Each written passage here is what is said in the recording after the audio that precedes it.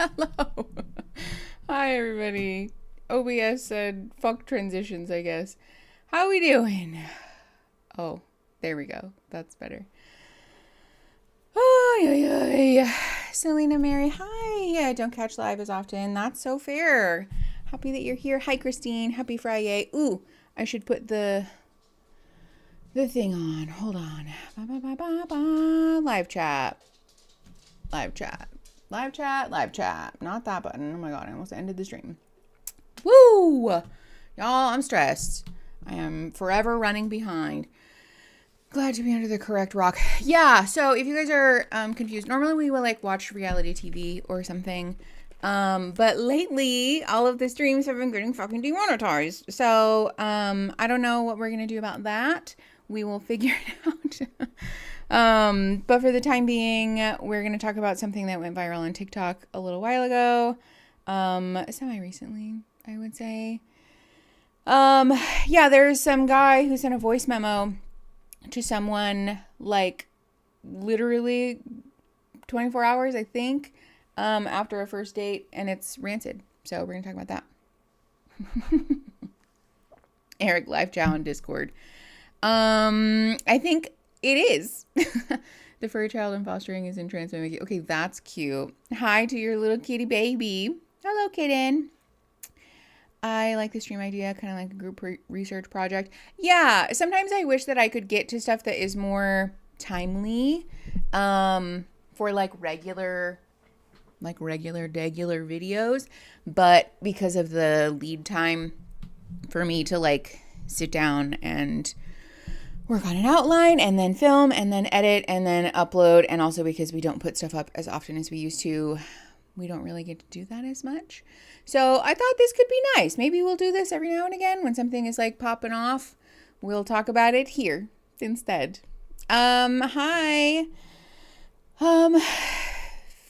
Fegom art. Hi. How you doing? Carolina, yeah, we did just get started. Your thoughts are worth it. Okay, that's really nice. Thank you. Y'all are very sweet. Livebug, please don't lick your feet. Y'all, we've had a time. Poor Savannah. Good God. Every time that I think she's out of the woods, then she's not. She, I think it's her hip now that's bothering her. She's been limping around the house and having a bad time. I know, Bubby. I'm sorry. She's annoyed that I'm talking about her. She got up and like, I never make streams. I'm always watch them after they're posted. Well, hi. Thanks for coming. She saved her feet licking for you. Yeah, she did. She said, now that I'm comfortable and I feel safe and cozy, I'm going to do the thing that I love doing the most, which is so nice of her to share her hobbies and interests with me. But I prefer probably for that to not be the case. Okay, she stopped. Like when your mom talks to her friend about you in front of you. That's embarrassing. I suppose that's exactly what I'm doing, huh? Sorry, nannies. It's been so long since I caught a live. Hi, television. How you doing? Hi, baby shark. Hi. Usually a silent viewer, but happy Friday. Strawberry peppermint. Hi. Thanks for coming. I made banana bread chocolate chip cookies this morning. Oh my god, that sounds so good. Okay, also, I need everybody's recommendations, especially if you're in the Discord. Please put them under, like, I don't know, the main channel lives channel, or like the general channel. I don't know. Put them somewhere that it makes sense. But I have a sourdough starter, not because I am a baker, but because my girlfriend told me that you could use it to fertilize your plants, which is true. It works great. However, there's so much of it. My sourdough starter. She's like the endless ooze or whatever that fucking horror movie is from the 50s. It's a wreck.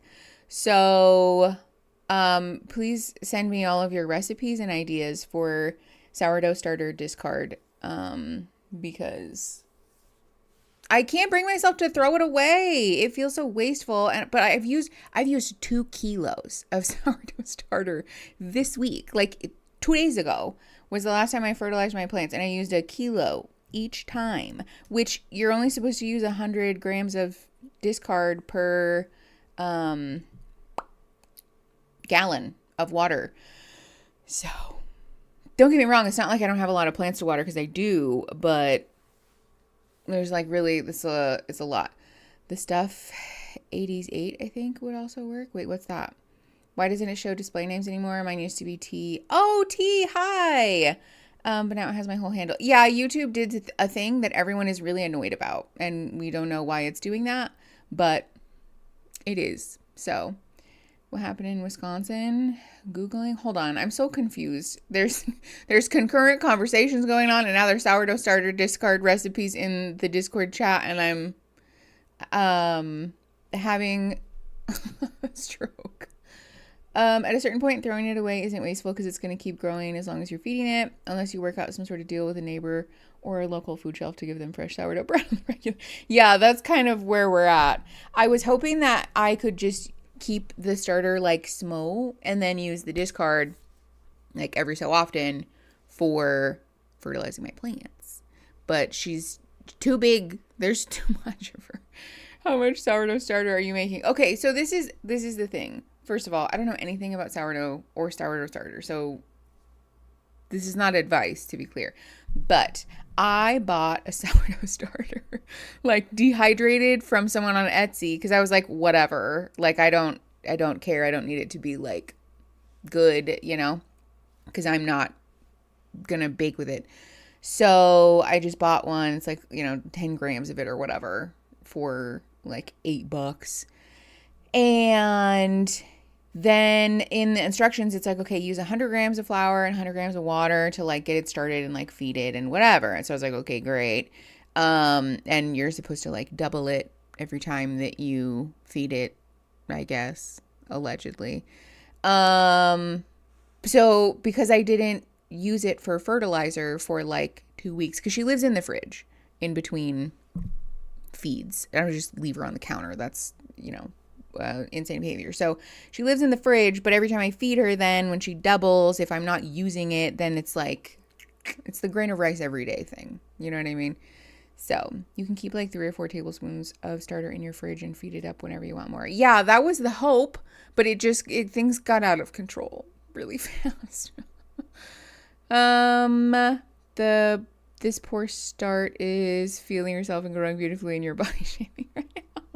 I know, how dare. I'm like, quit taking up space. No, there's just a lot of her, and I don't know what to do with that. I want to throw her away because she is lovely. She's doing great. I have been thinking though, because she is very active. She has a lot of big feelings. I tested yesterday. She doubled in size after I fed her in an hour. So she's like she be tootin', So I'm like, should I try to make bread? I don't know. Like, I might. We'll see. Would love to see you talk with YV Edit and the Sovereign Woman. What do you think? I will be honest that I don't know who either of those people are. Big love to those people, I'm sure. But I'm assuming through context clues that they're a fellow YouTubers, which, again, love and respect and, all the things. But collabs are a hard thing, especially with people that you don't know. It can read, I think, is a little like disingenuous sometimes if you're trying to make a video with someone that you don't know, because you guys don't it's a rapport thing. You know what I mean? They refuse to wear cameras in the state, saying they don't have funding, but they definitely do. Oh, is this the Wisconsin stuff? Jesus fucking Christ. I know. Yeah, we're not mad enough about ICE, by the way. Get madder. Obviously going to protests and being physically present for those things is not a realistic expectation for all people. And that's so true, Jane Doe. We're mad enough. Everyone else is not mad enough. But I want to encourage people to just continue to be involved and aware in whatever way that you're able to, right? So again, not everyone can or should physically attend protests, and not everyone has the means to donate money, right? But we can have hard conversations with the people in our lives. We can spread awareness for those types of things, contribute the things that you're able to, because we need to continue talking about it, because God, we had a large protest and luckily the musicians were very understanding and canceled to protest with the protesters, saying it was more important. That's sick as fuck. Carolina Gnome, that's cool. Where were you in Wisconsin? Mad respect to those musicians. Yeah, no kidding. Even the necessary conversation mom is saying fuck ICE now. Hell yeah. That's what I'm fucking talking about. Fucking burnt out from constantly being angry the past decade. Yeah, a realer sentence has not been uttered ever, because I keep hearing the unprecedented or never happened in our lifetime, once in a lifetime thing. But it's just like, it's all within our lifetime though. So, oh, it's exhausting. Which actually is a great reminder as well, that being present, being mad is very important, but so is joy, so is community, so is connection. Being mad with no breaks, with no rest, no recovery in between is super unhealthy, and also just like realistically not going to happen. Like, you can't sustain that is what I mean. So taking time to connect with your people, and also like get a reminder of why we're mad in the first place, like the things that are worth being mad for, because we want to protect them. That's very important. Do that also. This seems very precedented at this point. Baby shark. Yeah, I know. Can we please stop having once in a lifetime events? Good God. Olivia, Echelon doesn't like that. Hey, leave her alone. She doesn't want to hang out with you like that. Olivia, come here. Sorry.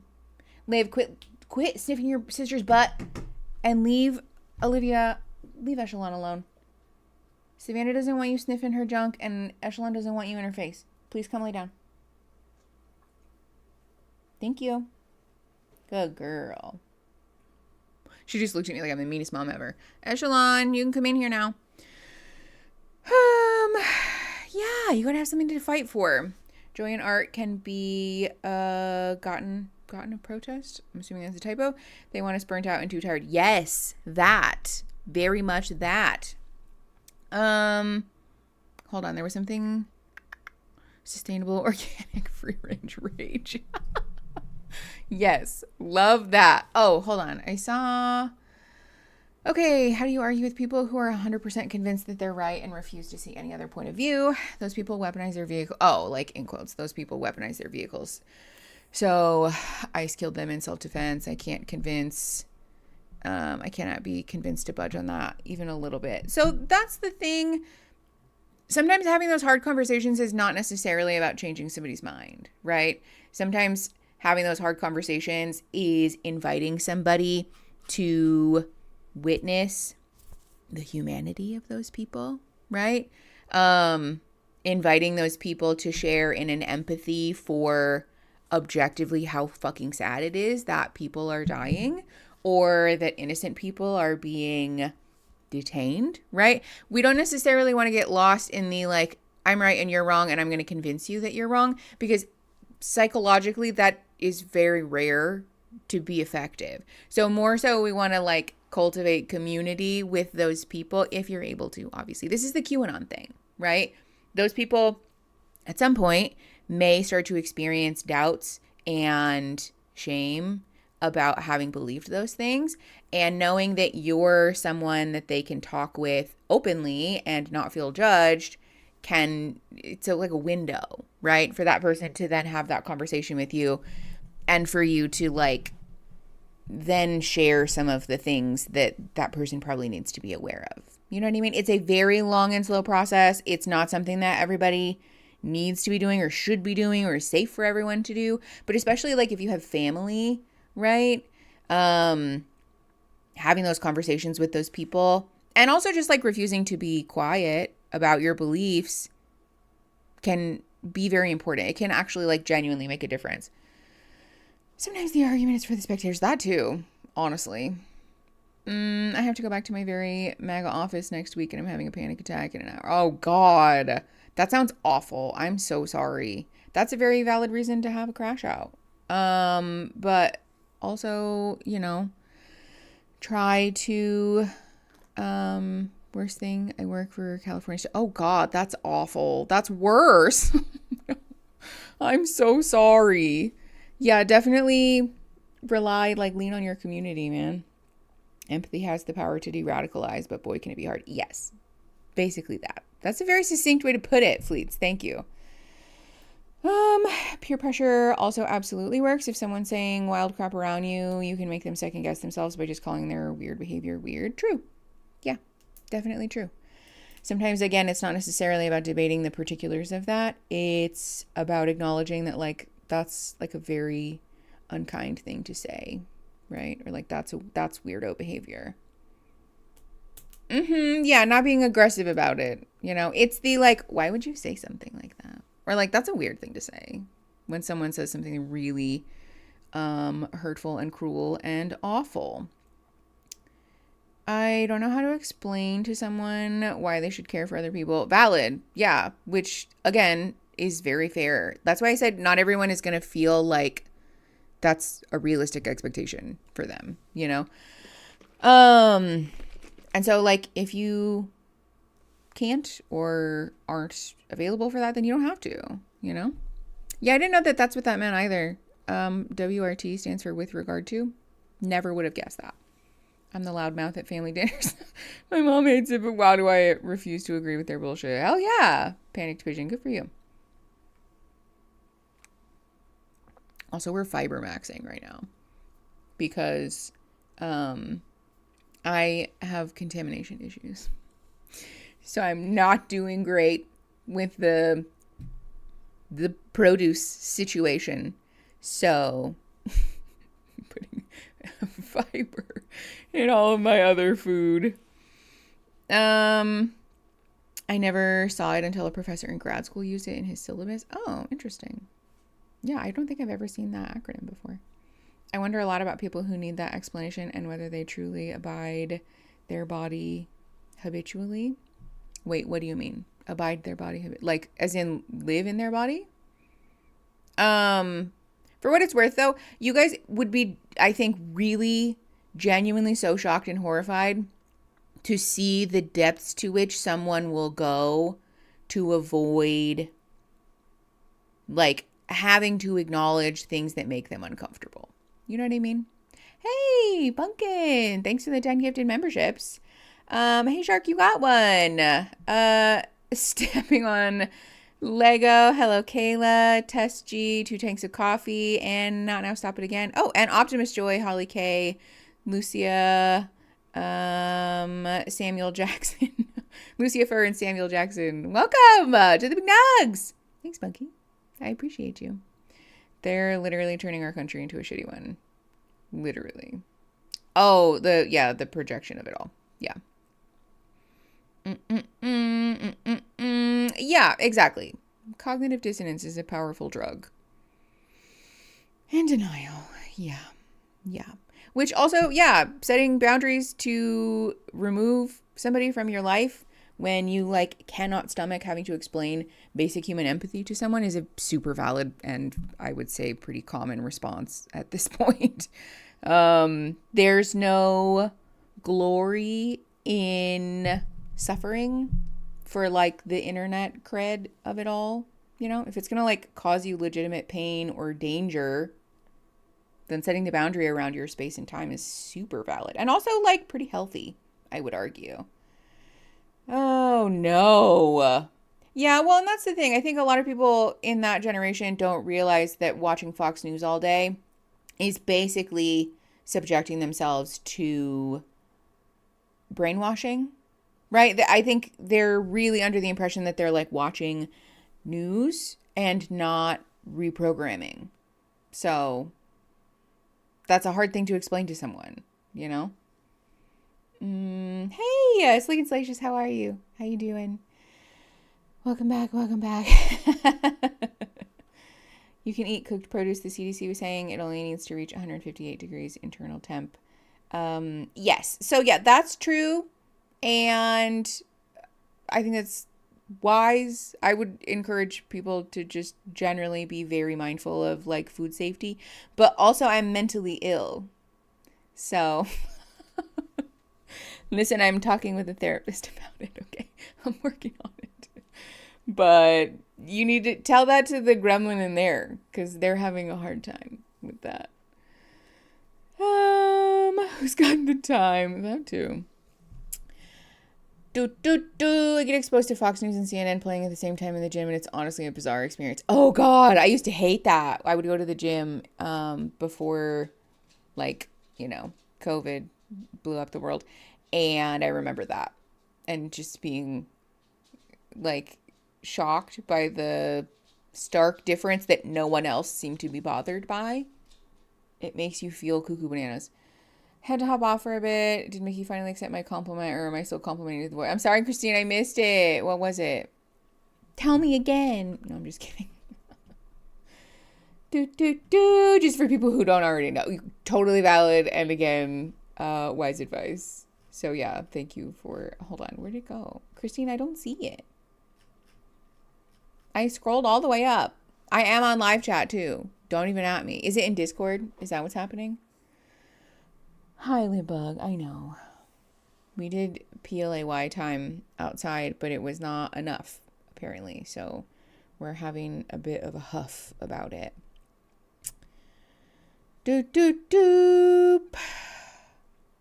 I said I was proud of you for remembering live chat and that you're a beautiful, stunning, put together king of the stream. Thank you. Christine, you're very kind. Hey, Eric, you've been a member for 36 months. That is 3 years. We have a toddler together, baby. I'm glad that I keep paying my child support then. And so do you, evidently.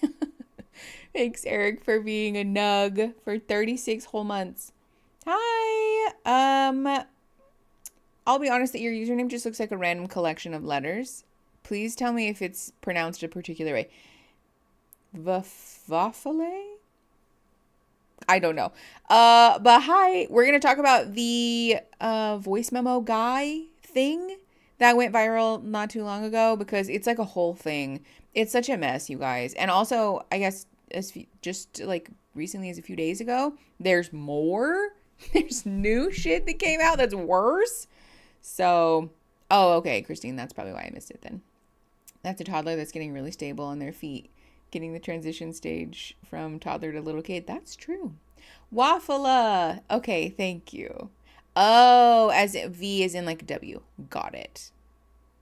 My American shined through just then. Thank you for the pronunciation. The username is a Latvian word for waffles. Ooh, okay, fun. I personally am a waffle person. Actually, I really love pancakes, but having moved to Florida and experienced the magic of Waffle House, I kind of fuck with waffles now. Yeah. Yes, yeah, and I saw Cat Black talking about it too. I haven't watched the video yet. Waffles are superior. Listen, I like pancakes a lot, to be clear. I really like pancakes. But I used to not really like waffles as much, but they're pretty good. Waffle House waffles are pretty good. I don't know about that. Lex, let's not get carried away. I learned something today. Yeah. It's worse. I know. It keeps getting worse. I've never been to Waffle House. Christine, you're missing out. It's really, really good. French toast above all. Okay. With so much love, Kitten Foster, wrong opinion. That's objectively a wrong take. It's pancakes and waffles sort of duking it out for number one, and then French toast is like at the bottom. You know what I'm saying? I just don't, I don't know. I freaking love Mickey waffles at Disney, but the shape might be influencing my taste buds. Fair. That's fair. Correct this and eat at Waffle House immediately. Waffle House with ice cream? Wait. Oh, waffles with ice cream. I was like, Waffle House has ice cream? Okay, never mind. Crepes are below French toast. I take it back. Sorry, Aria. Crepes are not that good. I don't think they're that good. Who's making your French toast? Me. And also anytime that I get it at a restaurant and then I regret it because it's like, it's like fine. No one ever gives crepes. Savannah, I'm so sorry. I just don't like crepes. Crepes are delicious, again, if made correctly. Maybe that's the problem. Maybe that's the issue, is that I've never had crepes that were made well. Because they're just sort of like I feel like crepes are sort of a vehicle for toppings, which as a self-described condiment person, I don't necessarily disagree with the logic there. My issue is more so that if we like the thing because of the toppings, then I feel that it's less good than the things that are just good on their own and then also are good with toppings, right? Like waffles fuck. Waffles fuck by themselves, just like straight up butter and syrup. But if you put like chocolate chips on a waffle, now it's even better. Chocolate chips and pecans on a waffle, now it's even better. Chocolate chip, pecans, and like fucking, I don't know, something else, now they're like great. You know what I'm saying? But if you just eat a crepe by its lonesome, ugh, that's not very good, I feel. French toast is also good on its own. Crunchy things on soft things are no. Okay, Scout, disagree. Crunchy things on soft things is the way to experience life, in my opinion. Waffles do fuck. I'll say it again. Baby shark. I don't take it back. Are we seeing a Euro North American breakfast define? Yes, we are. Bro, put bacon bits in the batter. For which? Pancakes, waffles, or crepes? It's true. I only like salads without the green stuff. So okay, in fairness, a salad can be a thing that isn't lettuce based, right? Like a zucchini, tomato with like olive oil and like some, I don't know, like some crunchies, like some nuts or something in there. That's really good. You know? Some olives in there maybe. That's a salad. Salsa is sort of a salad, in theory. But also, let's not forget, though, that these things break down under the umbrella of, like, salad and other things, under the umbrella of soup, though, right? Because everything is soup, and then there's different categories of soup that can be considered other things. But ultimately, it's soup. So, yeah, pasta salad. That too. Okay, cowboy caviar is just elote. Can I just be annoying really quick? Because Mexican street corn being called cowboy caviar on TikTok absolutely threw me into orbit. Waffles are soup. Yes. Waffles are soup. Which is arguably why they're so good. Your bean salad looks really yummy, Scout.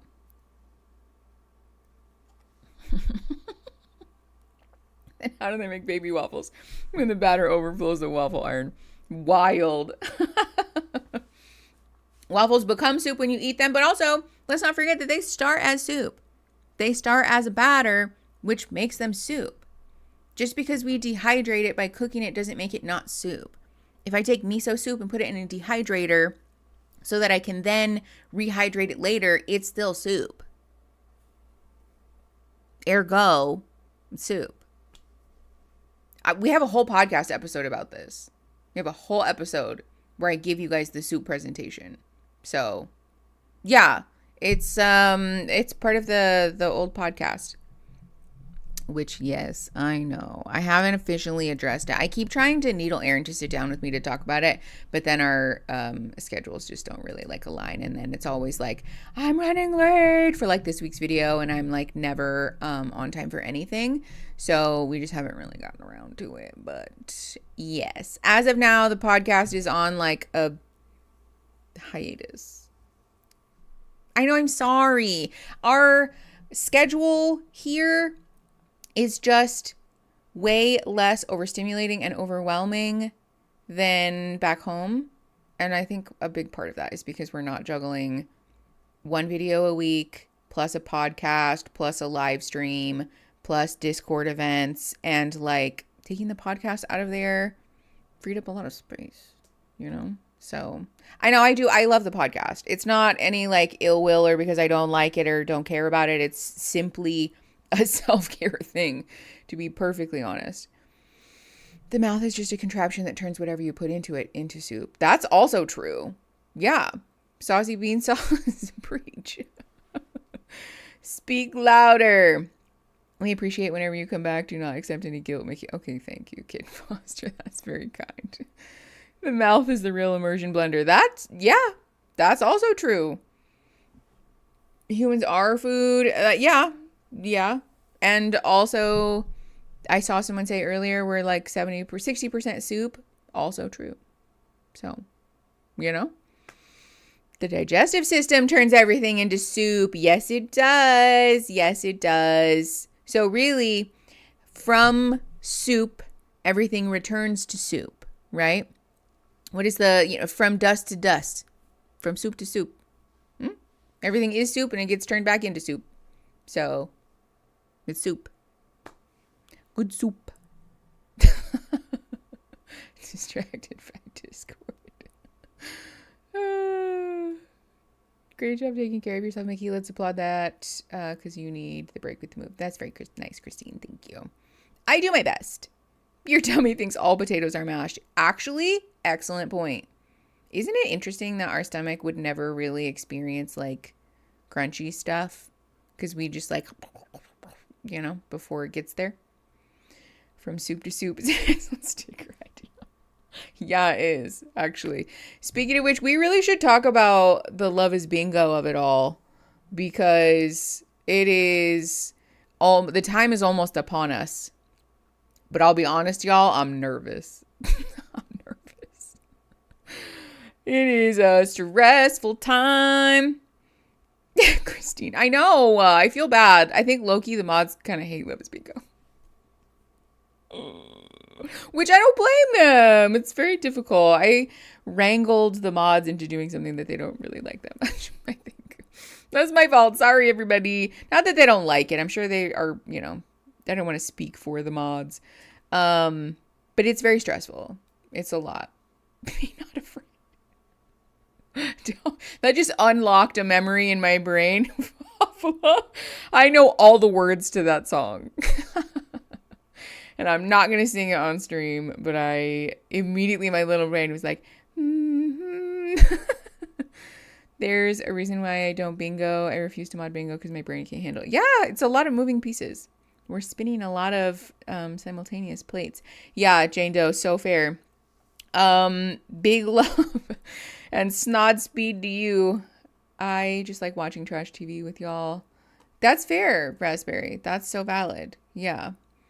I've never modded Love's Bingo, but I'm willing to try. Lilybug, that's so nice. Thank you. We can just do it for fun. That too. But honestly, I do kind of like sending you guys shit though. I won't lie. It's sort of fun. Hiring temp mods just for the busy season. Hold on. I love Love's Bingo. I could help the mods with that part if they need extra hands. I mean, honestly, fair. We could do like a sort of temporary situation. We could figure something out. I still have all the stickers I got under my main monitor on my desk. Oh my god, fun! See, I just like the stickers. I think they're fun. It's a cute little community event, and I think it makes bingo more fun when you win. When it's like a thing, I like that. Can you send me shit? You can send me shit anytime. Christine, don't even try, because every time I do try to send you something, you're like, well, it's expensive and, don't worry about it and it's fine. And I'm like, Christine, I want to send you shit. And you're like, well, Christine, I do want to send you stuff all the time. I have something here at my house that I want to send you, but you told me not to. So it is expensive. Okay. Listen. I told you ahead of time, though. I sent Christine, for those of you that don't know, Christine, one of our mods, she is not from the US. She lives in Europe. I don't know if you want me to, I'm not going to put that out there, but you live in Europe, and so you're not used to, I know that you were like here for a good bit of time, but American chocolate is an acquired taste because it's bad. It's bad. Okay, well, listen, I don't know, Christine. I don't want to put your business in the street. It's not my business. So I do a thing every year. I make Christmas cookie boxes. I did it when I was a kid with my mom, and we would send them all to the neighbors. But this year, I didn't have any neighbor. I mean, I did. I gave some to our neighbors, obviously.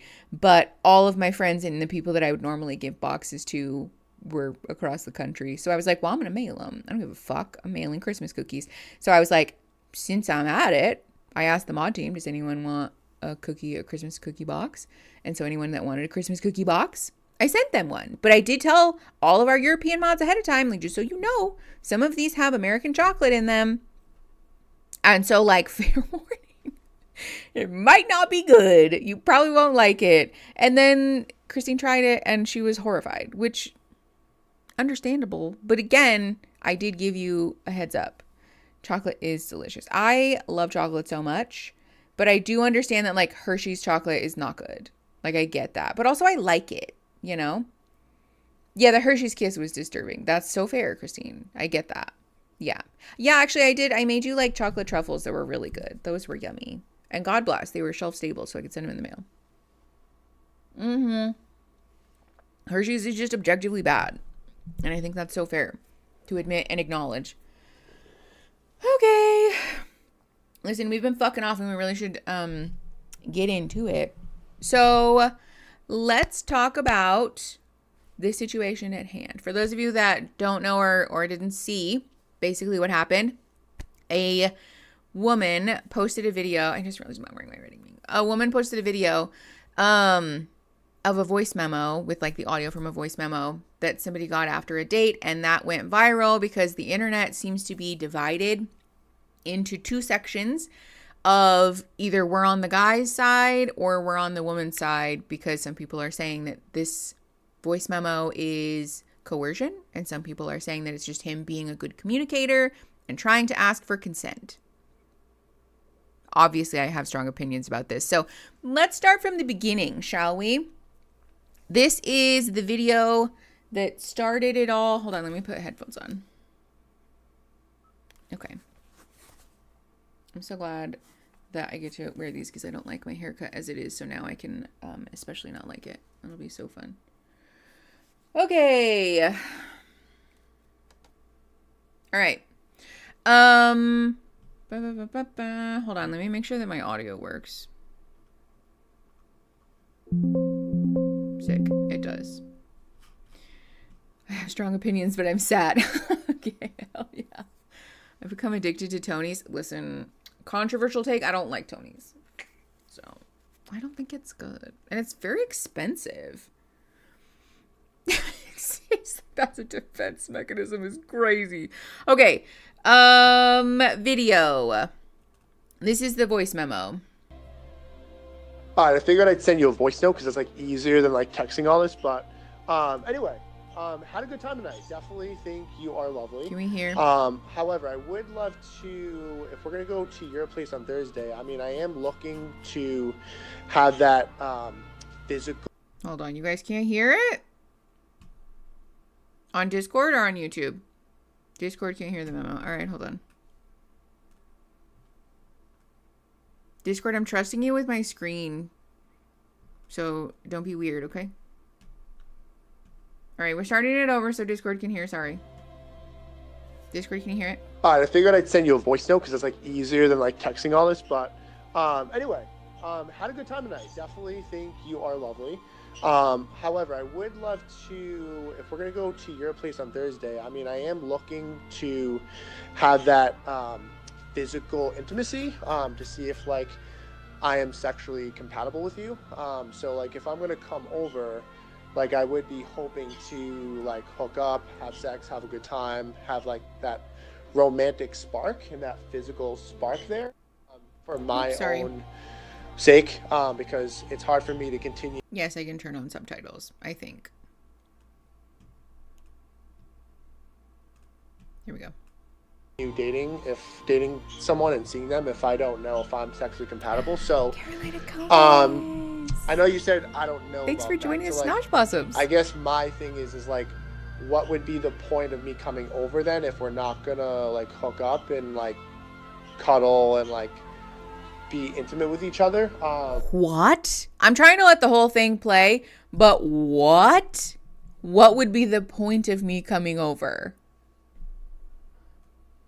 And if that's what you don't want, that's fine. But, like, I think we should just, like, end it here then, respectfully, just because first date, that's fine. Like, you want to get to know each other, I'm all about that. But like, I am looking to have that physical aspect there, and I don't want to continue seeing someone if I don't know if that's good, if that's not there or not. So up to you. Let me know. I'm happy to, if you do want me to come over, I'm happy to do so. Would love to have a good time, and we can Like, have some what? wine, hang out, and chill. But if you're not trying to hook up, then like I think we should just go our separate ways. Let me know. Hello? Hello. And then I'd hit delete and block. Yeah. So people are pretty divided about this because the way that he's talking about it seems kind to people, I guess. There's been a couple of like reaction videos and things on TikTok that have also gone viral because their takes are pretty wild. To start with, let's just be very clear. This is sort of an age-old debate, right? This happens a lot in couples therapy, actually, where people will say, especially in like a marriage, for example, where we're experiencing like a lull in our sexual intimacy. Usually in a binary heterosexual, all the things, you get it. The man will express that it's hard for him to get there, to feel comfortable, safe, whatever, to express emotional, intellectual intimacy unless there is physical and sexual intimacy. And the inverse is often true in these situations for the woman, right? I don't feel comfortable or safe to be physical or sexual with you until we've established some level of like trust and intimacy and safety in like other aspects of our relationship. So often this becomes an issue where like, well, now what, right? It's sort of a chicken or the egg thing. But let's be very clear that this is the thing about this issue that pisses me off. I think it's very valid to say, I don't feel safe to really go deep, intimately, like about my trauma or my like inner world, right? Or like all my like inner emotional identity things until I know if we have some level of like physical or sexual chemistry, right? This happens on Love is Blind all the time too. Yeah. There's nothing wrong with saying, I don't want to tell you all of my deepest, darkest secrets if ultimately our sexual connection is going to be a bust, right? Fair. If sex is something that's important for you in a relationship, that's somebody's prerogative. However, intimacy in like an emotional, intellectual sense, it exists on a spectrum, right? Where you don't have to get all the way up to the deepest level of trust, right? Like the deepest level of emotional intimacy in order for someone to feel safe to explore sexual intimacy with you. But if you're saying, I'm not going to express any emotional intimacy with you until I get proof of concept sexually, you're just being a fucking asshole. And also like kind of predatory, to be honest. This is, it sounds like predator behavior to me. Do we know all the context behind this whole thing? No. Do we know the whole of the experience that this woman or this man had on this date? No. So it's possible there are details that we don't know that exonerate this man from being shitty. But as far as it looks right now, it's not looking good, right? It's not looking good. Like I just met you, dude. Yes, exactly. Like, I don't know you. I don't know you. And so why would I trust you to engage in a very vulnerable and like emotionally fraught activity for a lot of people? But also, again, let's be very clear. Emotional intimacy exists on a spectrum where we can sort of gradually gradate up until we feel safe enough to explore sexual intimacy. But for especially a person with a vulva, a person with a vagina, to share their body with someone, it's a very sometimes dangerous and scary and intimate thing to do. And so insisting that somebody owes you that before you're willing to even try to invest like emotionally in the relationship, you suck. You suck, and you're not acknowledging the truth that like there is no like gradient there. Either somebody has shared their body with you in some capacity or another, or they haven't, right? Yeah, exactly. I barely trust that you won't murder me. That also. Like, there's a lot of scary stuff, especially for people who are often subjected to misogyny, because it's literally fucking dangerous. It's literally dangerous for our health and our lives to share our body and our space with somebody in that way. Insisting that you are entitled to that because, well, I don't know if I want to be in a relationship with you otherwise, makes you a fucking scary person. They met on Hinge, which is more long-term focused. That's even weirder, dude. That's even weirder. Hold on. What did Raspberry say? Voice memo guy just wants a casual hookup. There are apps for that. He should have led with that, and he didn't. That's the issue. Well, okay, yes. I think there is a mismatch in terms of like expectation here, because it's clear that this man prioritizes sex above like pretty much everything else, right? But also the way that this man is voicing this is almost like no takesy backsies, right? If you want me to come over, you let me know, which is sort of him trying to imply, if I don't come over for us to have sex, then what's the point? So if you want me to come over, you're implying that you're giving me consent for us to have sex. Except that that's not how consent works. That's not how any of this works at all. Because even if that were true, right? Even if she said, okay, yeah, come over, I want to have sex. There's a universal truth that I think we all need to acknowledge, that consent, I mean, we don't, right? We are very aware of this, but consent can be revoked at any time. At any point in this whole situation, a person is perfectly entitled to say, nope, I take it back. I'm not comfortable. Go away. I don't like this. So him phrasing it in this way feels especially sinister because it does kind of sound like he's implying that if you invite me over, it's because you want to do this particular thing with me. And then if you don't want to, that now what? Like, that's a very scary thing to have somebody in your home, right? And if I decide in that moment that now I am not comfortable with this, are you going to be violent with me? Because you kind of implied that I owe you this, that I gave you a sort of like signed contract to my body by inviting you over here. So now what? That's a very scary thing. And I feel like the time of giving people the benefit of the doubt of like, oh, well, he might not know that, or he might not mean that, that time is behind us. I'm so sick and tired of giving men the benefit of the doubt when they have access to the same fucking internet that we do. Like, those men have access to the same information that every fucking buddy else does. And so if you are really out here conducting yourself like this, and like we're giving this man, like, you know, in a hypothetical sense, the benefit of the doubt that he's not being shitty and scary and whatever, then like fucking use your brain. Use your brain and don't fucking phrase things like this, right? Because there's a perfectly valid conversation that could be had about like, hey, I really enjoyed our date. For what it's worth, sometimes it can be hard for me to get to like the deepest level of intimacy with someone if we haven't explored a physical or chemistry connection yet. So just so that you know, I think that I'd really enjoy trying to like hold your hand or like maybe cuddle. And like, that's something that I'd really love to do. So I just wanted to see how you felt about that before I came over. What do you think?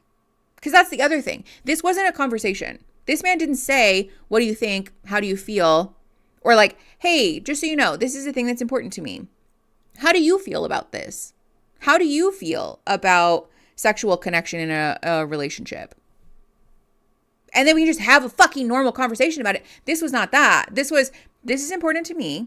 And so if it's not important to you, then I'm Audi 5000. It does really read as like, if you don't agree to do the thing that I want, then I'm weaponizing the potential future of our relationship, like the hope that you have that we'll be in a relationship. I'm going to weaponize that against you to try to force you to agree to this. Because otherwise I'm going to take it away. I'm going to like rip this rug out from underneath you. That's so fucking sinister. Exactly. It's an ultimatum. It's not a boundary. That's not a healthy boundary. And also, that's not how fucking boundaries work, dude.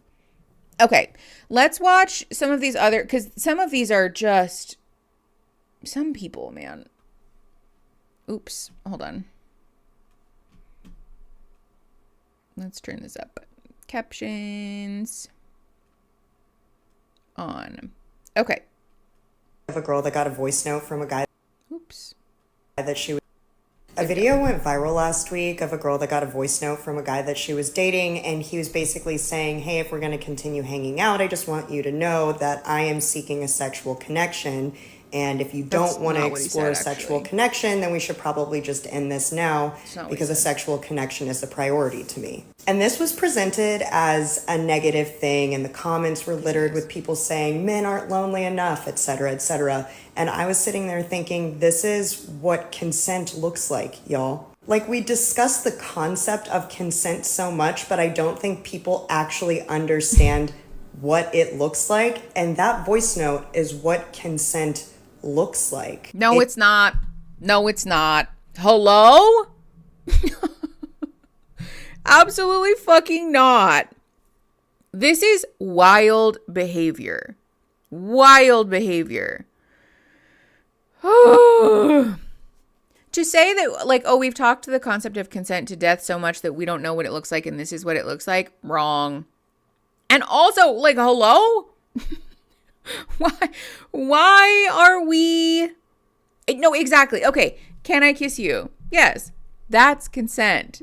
Yeah, fuck me or else isn't consent. Exactly. I don't think that you guys did that on purpose, M and Baby Shark, but it worked out perfectly that your guys' comments were right next to each other, because consent and having a direct conversation about consent is something that we should normalize and talk about more. That's all. That's a good thing, right? But again, consent often, I think in best case scenarios, is going to include a conversation, not an issued directive, which is basically what this man did. Rape culture still exists, so no, we haven't. That too. Oh my God. Say it louder. It is blunt. It is raw. It is obvious. And that guy gave the... You can have blunt, raw, and obvious conversations about consent without, again, having a one-sided ultimatum. Girl a chance to be like, oh, okay, this is moving too quickly for me, and that's not how I want to conduct us dating right now. It should be that fucking easy. Consent, especially sexual consent, should be blunt. This is a great opportunity for y'all to increase your sexual education a little bit. This is the thing that threw me off a cliff.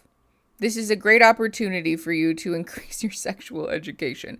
First of all, uplifting this situation as an opportunity to model good consent and healthy communication. No, it is not.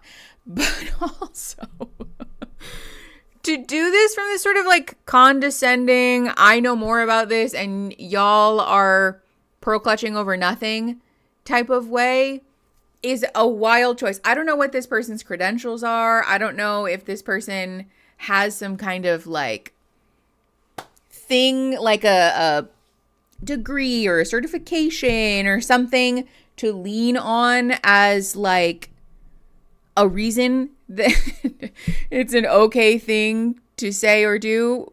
But to come at it from this perspective is condescending. It's inaccurate. And it's also, cut you freely the banana girl, yes. No, but it's also like teaching people, it's like trying to weaponize this sense of condescension to like bully people into believing your perspective by making them feel stupid. But if you don't have any credentials from which you're preaching, why are you doing this? You know what I'm saying? This is such a confidently wrong take. Hey, can I punch you in the face? I need to punch you in the face if our relationship is to continue. What? I'm asking for consent. How's that inappropriate? Exactly. Yeah. There. And also, like, if you don't let me punch you in the face, yeah, that's cool. But I just respectfully can't do it. I think we should just cut ties. You know what I mean? What? I know. We're going to talk about that in a second. The script thing. Hey, Gibbs, I was taught to speak this way by someone. I was asking for a prior auth. Jesus Christ. Oy. 37 years old. I have done a lot of dating and a lot of sleeping around, and I have faced a lot of sexual abuse and trauma because these conversations were not held beforehand. I think it's admirable. And I think that if you are unwilling to have upfront and blunt conversations about your sexual health and your sexual expectations with someone that you are likely eventually going to have sex with, then you probably shouldn't be dating anyone at all. Okay, this is such a wild, false dichotomy to present. First of all, I feel very bad that this person is speaking from a place of trauma, because that's of course going to influence somebody's like feelings and their actions in a situation like this. So I understand that that's definitely like present for this person. However, saying conversations about consent and sex should either look like this or you're not mature enough to be dating is the most disingenuous and false dichotomy. Like I can't even believe that someone confidently got on the internet and really said, either you talk like this guy or you're just not mature enough to be in relationships, sweetie. As if there's not a whole world of nuance in which we can have conversations about consent and about sexual intimacy. That too, conversations is quite generous, because it was a voice memo where he didn't invite communication from this woman. He simply said, let me know if you want me to come over. This is all the information. And so, either you want me to come over or you don't. And if I'm coming over, we're fucking. Okay, bye. Wild. Is there a better way to express the same sentiment, or is the sentiment itself the problem?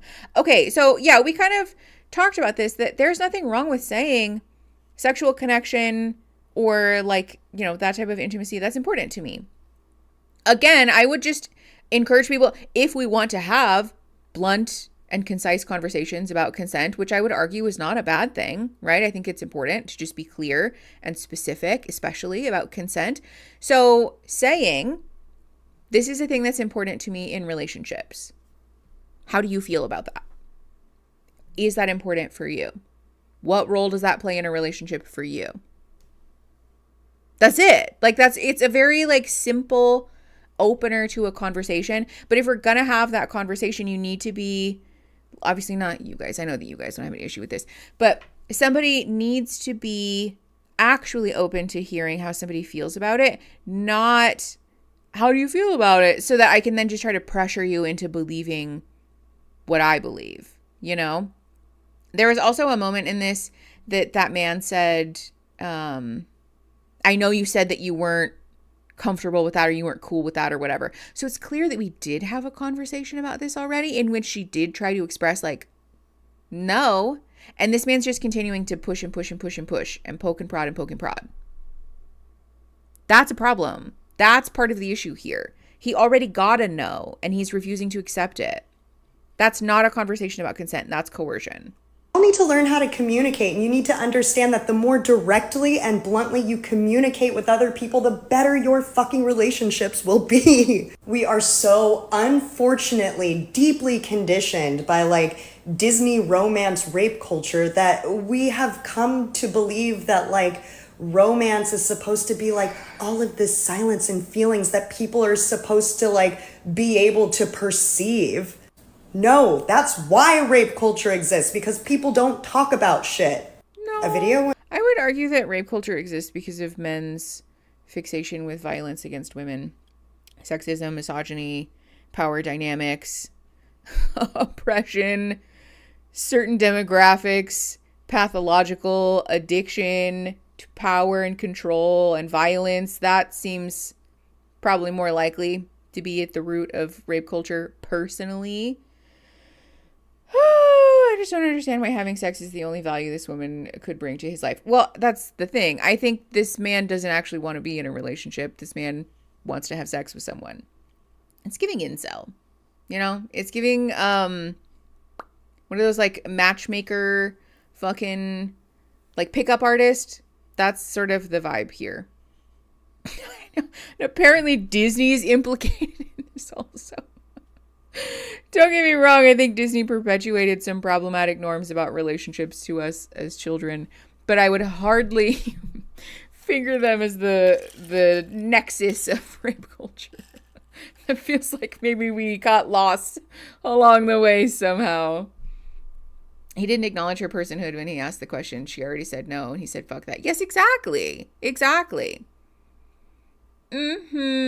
Yes, it's giving the 4B movement is working and they're trying out new methods of coercion. And that's also, I think, important here because a lot of people were seemingly fooled by this man just voicing it in a way that sounded less violent because the tone of voice was less aggressive because the words we used were sort of peppered with like therapy buzzwords.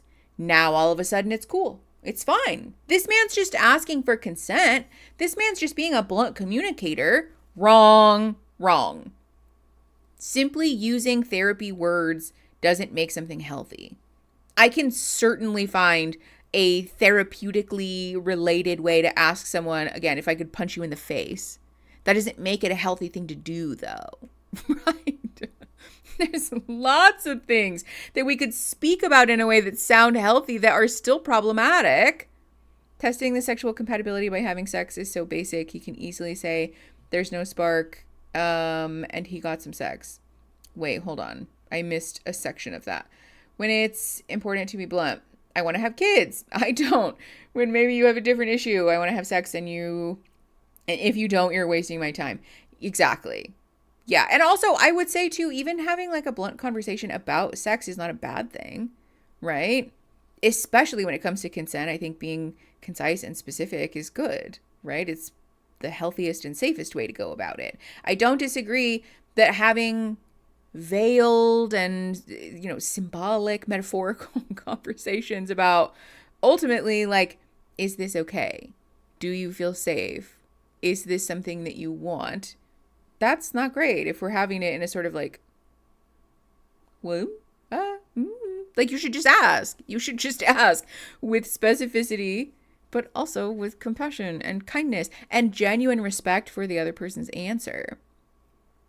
I've heard discussions about this too. I was on a panel with a sex worker who was giving some input and she said that she's enthusiastic about making her money. I figured there's nuance there, but definitely a good place to start. Hold on. I've heard comments about enthusiastic considering sex work though, but I don't really know enough about the conversation as far as like enthusiastic consent when like applied to sex work is a fair bit of nuance, I think. And also I don't think that's something that I necessarily am like currently educated to speak about. I saw a guy say that wanting emotional connection for sex is so Disney coded. They all have the same talking points that don't make sense. This is exhausting to me because again, we're setting up this false dichotomy where in order to have physical or to have emotional intimacy, we have to have sex, meaning penis and vagina. There's no discussion of like, because also let's just be so very fucking for real. You can explore chemistry through a lot of other means, right? If us cuddling or us hugging at the end of the date or kissing at the end of the date, holding hands, brushing our hand on somebody's back or like brushing our arms together, whatever. If those are moments that you're like, There's like that feeling. There's like a little spark or like the, ooh, ah, wow. Those are all perfectly regular ways to explore. Do we have some kind of spark or chemistry here? To boil it down to either you let me use your body or we're never going to be in a relationship is, again, coercive and predatory. Oh, the Fry's model of consent. So fair. No, I haven't looked into it. I should. If wanting an emotional connection is woke Disney shit or whatever, do these guys want to be objectified the way they're objectifying women? Dude, you can find men who will do that, honestly. Okay. Yes, we're going to talk about the script here in a hot sec. Very manipulative language. It is manipulative. What? Sling and Slashers, I am not familiar. For a second, I thought you were talking about me. Okay. Yeah, that's true, actually. If he was actually being blunt, he would just say, I either want sex tonight or I'm cutting this relationship off. Yeah. Like, just be honest then about what you're actually doing, which is let me coerce you into sex. Otherwise, I'm going to dip. But this is the thing. This is how you know that this guy fucking sucks, is that he's not saying that because he knows that that's a fucked up thing to say, which is further evidence, I feel, that this man is very aware that what he's doing sucks and he's trying to hide it. Somebody who genuinely doesn't know that what they're saying sucks doesn't do this song and dance to try to hide behind therapy language so that people don't yell at him. You know what I mean? Or so that somebody doesn't turn around and be like, hey, wow, that sucks. Why are you talking to me like that? This man knows. This man knows full well what he's fucking doing, and he's trying to hide it. Especially because he clearly fucking Googled a script. Okay, let's talk about the script. Oh, actually, hold on. First, I want to show you guys something that's semi-related. There is a study that came out this year, actually, which, trigger warning, obviously, this is about consent violation, assault, coercion, etc. So if that's a button for you, keep your emergency exit handy. But 95% of men in a recent study admitted to using a method for getting sex from a woman they knew didn't want it. And all these researchers had to do was promise one thing that no one would ever find out. So the study comprised of 2,689 men. Their ages ranged from 18 to 30. Which, again, we've talked about this ad nauseum on the channel. Good quality research includes a semi-large sample size. In the thousands is certainly good. In order for us to draw conclusive evidence about a huge section of the population, we're definitely going to need to look at a larger sample size, probably like more longitudinal data, right? So let's be very clear. What we know anecdotally to be true based on our own lived experience is valid and real, and I'm not taking that away from anybody. And in the effort of like being fair, I don't necessarily want to encourage people to draw conclusions about every single person that you see walking on the street based on this study. This is simply meant to illustrate the point. 34. These were not prisoners, as I discussed in a previous study. These are just regular people, a community sample. 2/3 of them were employed full-time and half of them were in relationships. So the survey specified a woman you knew did not want sex and had not consented. This woman had to have no history with you, and the researchers stripped from their questions every word such as assault or coercion, and they repeated one promise: nothing you say will be traced back to you. So 95% described at least one strategy, but the average man in this sample described 9. So here were some from the... Let's just let that sink in really quick. 9. The average man described 9 different strategies to coerce someone into having sex with them that they knew did not want to have sex with them. I'd also like to point out that this study, having stripped the words like consent and assault and all of those things likely gives us a more objective view of things, because people often don't want to admit to that when those words are attached, because they feel a sense of shame and judgment, right? This is also true when we talk about, like, this is sort of a controversial thing to say, but I'm going to say it anyways. I think a lot more men have assaulted people than they realize. There are a lot of men walking around who have assaulted somebody, maybe not a lot, but there are men walking around who have assaulted somebody that don't think that they've assaulted someone, right? Because their vision in their mind of assault or predatory behavior is steeped in this media representation of, like, scary man in an alley, right? Like the use of violence or the use of physical restraint, et cetera, et cetera. So them stripping that word, like the buzzwords from the study, is very interesting. I'm glad they did that, because I feel it gives us like an actual, like a more accurate view, so as to like circumvent these people saying like, no, I didn't do that. Like, that's not what it was, right? A lot more women and femmes have been assaulted that don't acknowledge it either. Yes, that's true. I think there's a lot of people who, because we don't educate people properly about their own like bodily autonomy and safety and, you know, all of the things, are also not even really comfortable labeling what happened to them in that way. List, get her away from everyone, isolate her, get her somewhere private and under your control. Keep her drunk if she's already drunk.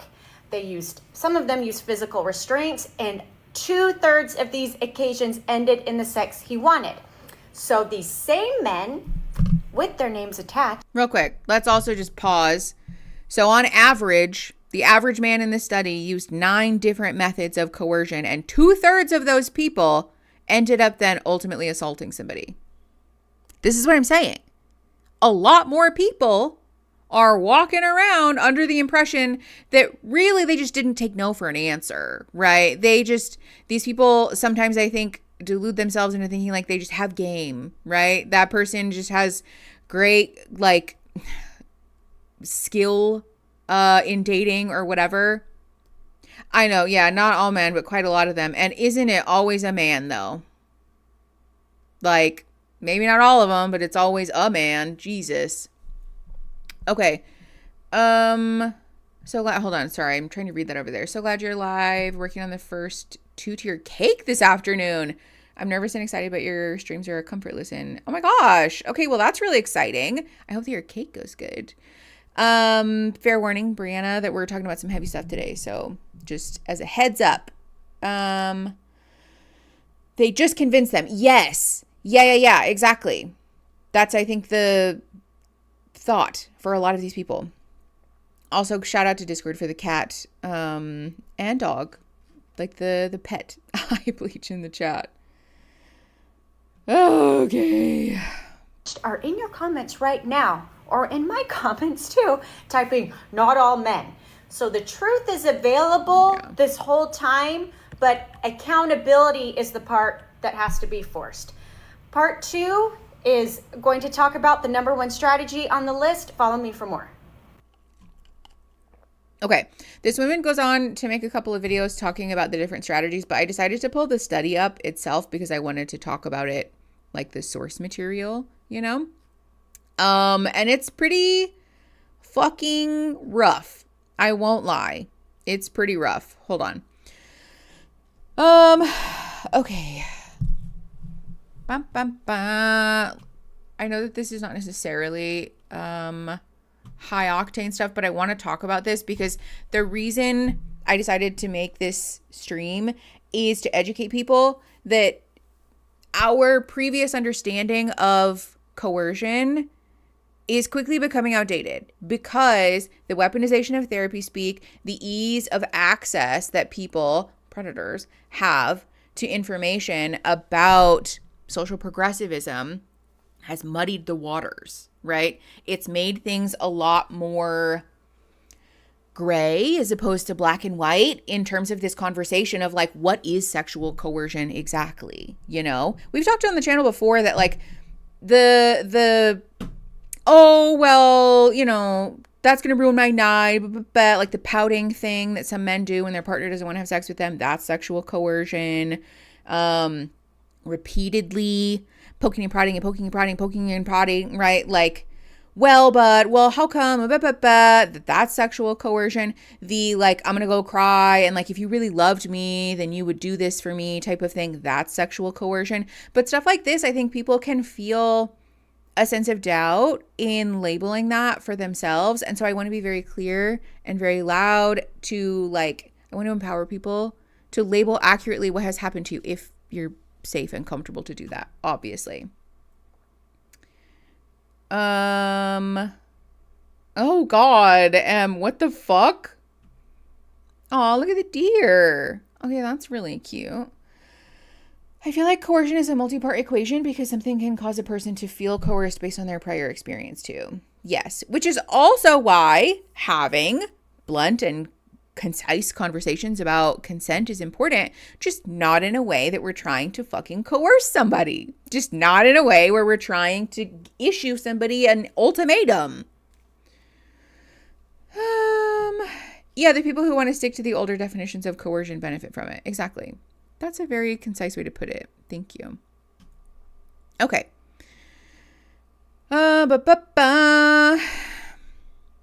So, okay, see, this is the other thing. Our fourth research question focused on the social and psychological components of interactions whereby men use force to make an unwilling woman have sex. Men knew that the woman was unwilling and not consenting through her making excuses, directly saying she was not interested, and physically moving away / trying to be out of reach. This is the thing. This is the thing that pisses me off about this conversation too. And like the pick me of it all. I'm not available for the like, well, but consent is so confusing, or, all the hoops that people have to jump through, blah, blah, blah. Like, no, these men openly acknowledged that they knew. They could tell that these women were not interested. And yet they continued to pester these women. Okay. Hold on. I want to talk about some of these strategies real quick. Oh, they're up here. It's the headphones thing. Wait, what's the headphones thing? No, exactly. Yes, they know. They know full well what they're fucking doing. Oh, I hate when studies do this. Like, love and respect, but do we have to do the thing where we put it sideways? Okay. All right. The complete list of strategies are listed in table 2, which is sideways. All right, hold on. How can I get this to rotate? Anyone? Normally I just tilt my head and read it, but I really would prefer to not. Oh, look at your kitty. PDF. Yeah, good call. Let me see if I download it, if it will make it better. Also, why is this just called ISO? I don't know what that's about or why it does that, but it's kind of funny. All right. Please don't be sideways in the PDF. Table 1. Nope. Table 2 still fucking sideways. God damn it. All right. We're just going to read sideways then. Okay. The number 1 strategy, the most common strategy. This shit's really fucking... Oh, can I right click and rotate it?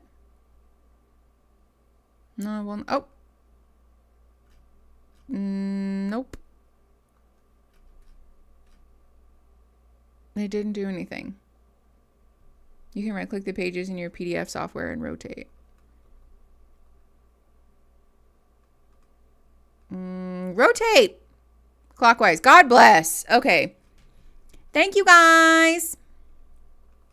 Okay. Also, let me change this so you guys can see it. Because I forgot we're not watching TikToks anymore. Thank you for your patience while Mickey remembers how to use a computer. Okay. Can we all see? Hopefully. Close enough. Okay. It is a good palette cleanser. That's true. Mickey's technologically inept. It's a nice palate cleanser, yeah. Oops, sorry. I've been also, speaking of palate cleansers, I've been like on a thing lately where I'm like obsessed with putting a bunch of like crushed ice in a cup, like more crushed ice than water, and then some lemon and lime. I don't know why it makes me so happy, but it does. The crushed ice is an important part of it. Okay, anyways.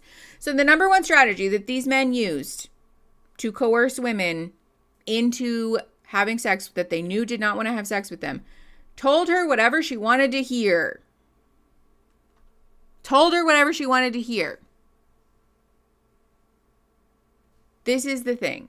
This is the thing that pisses me off the most. Because, again, the conversations that we've previously had, like socially, I mean, not just you guys, but like socially, about coercion, I think are quickly becoming outdated. Because ultimately what's happening here is that they're spinning a falsehood to get these women to agree to something that they already knew that this woman didn't want to do. But so then when this woman does eventually relent, which to be clear is not her giving this person consent, they're saying, okay, fine, or whatever. Or if they do say yes, this is not informed consent. They're saying yes based on this lie that they've been fed, because these men know that if they lie, that their chances of getting what they want are higher. That's so fucked up. That's so fucking scary. But I think a lot of people would not feel comfortable to label that as coercion, except that it is. It is, though. I'm back and it looks like things are still a dumpster fire. Yes, they are. We're talking about a study because I think it's relevant in relation to what this man did with his shitty voice memo, right? This to me is like directly related to what this man said in the voice memo, where he is using like therapy speak. He's using all of these buzzwords. He's saying things in this tone of voice because he's trying to get this non-consenting woman to have sex with him by just telling her whatever, apparently by using a script, which we're going to talk about in a sec. Consent on false pretenses is not consent. Yes, exactly. If you lie in drafting a contract, you can literally void the contract. That's a really good point, actually. Yeah. Random, but you're looking so pretty today. Thanks. That's nice. Women have been internalizing the blame and getting autoimmune disorders and CPTSD. Okay, it's not funny, but it's like a little funny just because, like, yes, of course we are, you know? And then also we get gaslit at the doctors because they just tell us, yeah, it sounds like you're just under a lot of stress. Maybe you should just... You're probably not actually sick. I don't know. I think maybe you're just being hysterical about it. I saw something that I was maybe it was in Discord. Grumpy groundhog. Okay, that's really cute. Okay, also relevant here, we talked about this, asked repeatedly to have sex. Have a friend, partner, or group of friends help you get what you want. What the fuck? That shit's so fucking scary. If we don't laugh, we cry, babe. That's so true. Had a female friend around to make the woman feel safe and convince her. This is also a thing that I think we don't really have conversations about that we should. These men are acknowledging they're manipulating their environment to try to get these women to have sex with them. But again, I think a lot of people, if you said that to someone, obviously not someone like us, but like some of this fucking person, and said, this person assaulted me because they used my female friend to make me feel comfortable. And then I later realized that I wasn't comfortable. Actually, I was just being manipulated. That you would get judgment, I think, from some people. It is sickening. It fucking is. Because yes, this is triangulation. This is manipulation. This is an obvious attempt to influence somebody's emotions by manipulating their environment. Which is abuser shit, by the way. This is super fucking scary. Yeah, told her you knew she wanted it. Got her away from everyone and somewhere private and under your control. Used your money, age, status to convince her. Gradually pushed verbally or physically until you got what you wanted. Stopped her friends from getting in the way or interfering. kept touching and kissing her, started undressing her before she was ready, kept her drunk and high. These are all textbook ways that someone is manipulating a person's environment for the purpose of getting what they want. Yeah, big love. No worries. Again, I want to encourage everybody to keep their emergency exit button handy if you need it, because this is heavy. I'm aware of that. No, yeah, that's also a great point. Good luck getting a conviction on that circumstance. Which also, that doesn't even touch on the fact that so many people will not report or press charges about things like this.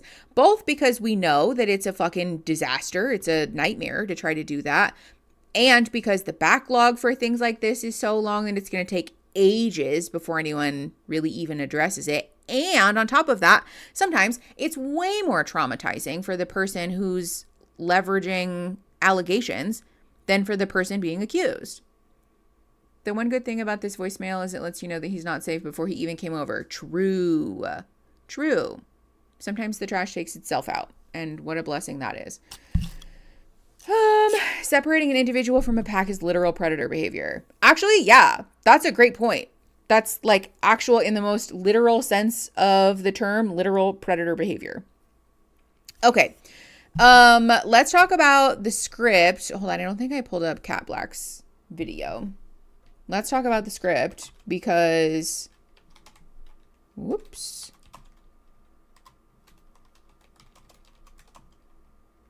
Discord, don't judge me for my poor typing. Because that's also a wild fucking development here. I don't think we're gonna watch this whole video, just full disclosure, because first of all, I don't want to reheat Cat Black's nachos. Go watch her video, it's lovely. But also because it's 23 minutes long and I don't necessarily want to watch all 23 minutes of it. Okay. Husbands do this in marriage. I saved a Reddit post from a woman whose husband admitted it. Oh God, what the fuck? Again, a very necessary and important conversation to be had there too, about the fact that just being in a relationship with someone doesn't change the truth about all of this. Also, this is all fucked up. Hold on. Whoops. Let me fix this real quick.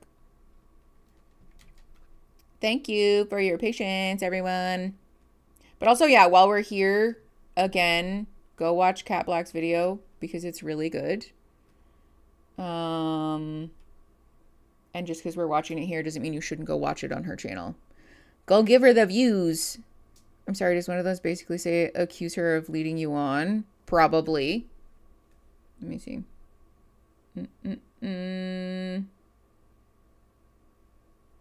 Gradually push, use your money, started undressing. Demanded she stop conning you. Faking a lack of interest. Jesus.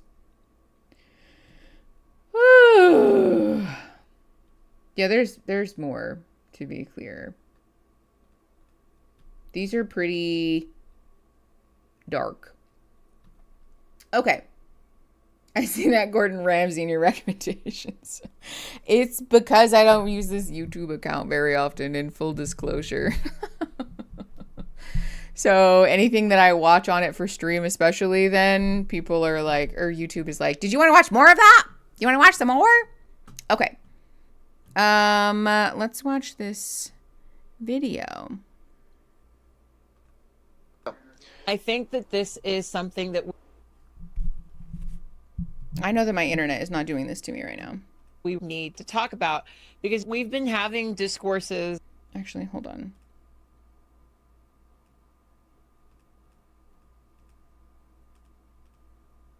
What is this? There we go. Better. Back and forth, filling in the blanks. We only know so much information about this, but at the end of the day, this seems like it is a script. And I think it's probably very likely that men are directing each other towards using apps like Hinge. God. Both of these stories took place on Hinge, and specifically having this conversation after the first date. A lot of people are listening to the voice memo and saying that it's clear communication. What we can Which is get wild. from the voice memo and this second date update is that men are going on dates with women who want long-term romantic relationships, and they are offering them less than a long-term romantic relationship. You can argue that these men are being honest by being upfront after the first date about their sexual desire, but it's pretty clear that if these women knew that you felt that way about sex on the first date, they probably wouldn't have gone on the first date, right? Yes. And this is the thing. This is why I wanted to talk to you guys about that study, because ultimately these women are being put in a situation that they don't actually consent to, because these men are willingly and knowingly depriving somebody of the opportunity to make an informed choice about going on a first date with them, about continuing a relationship with them, about having sex with them. There's so many points along the way that these men are manipulating somebody's environment, that they're curating the information someone has access to, that they're carefully concocting a story to get exactly what they want, which is fucking coercion. If this happens to you, if you know somebody that this happens to, do you guys not have sound? You don't have sound on YouTube? Did I play you that whole clip and you didn't have sound? Oh my God, I'm gonna be so annoyed if you didn't have sound. Discord, can you hear?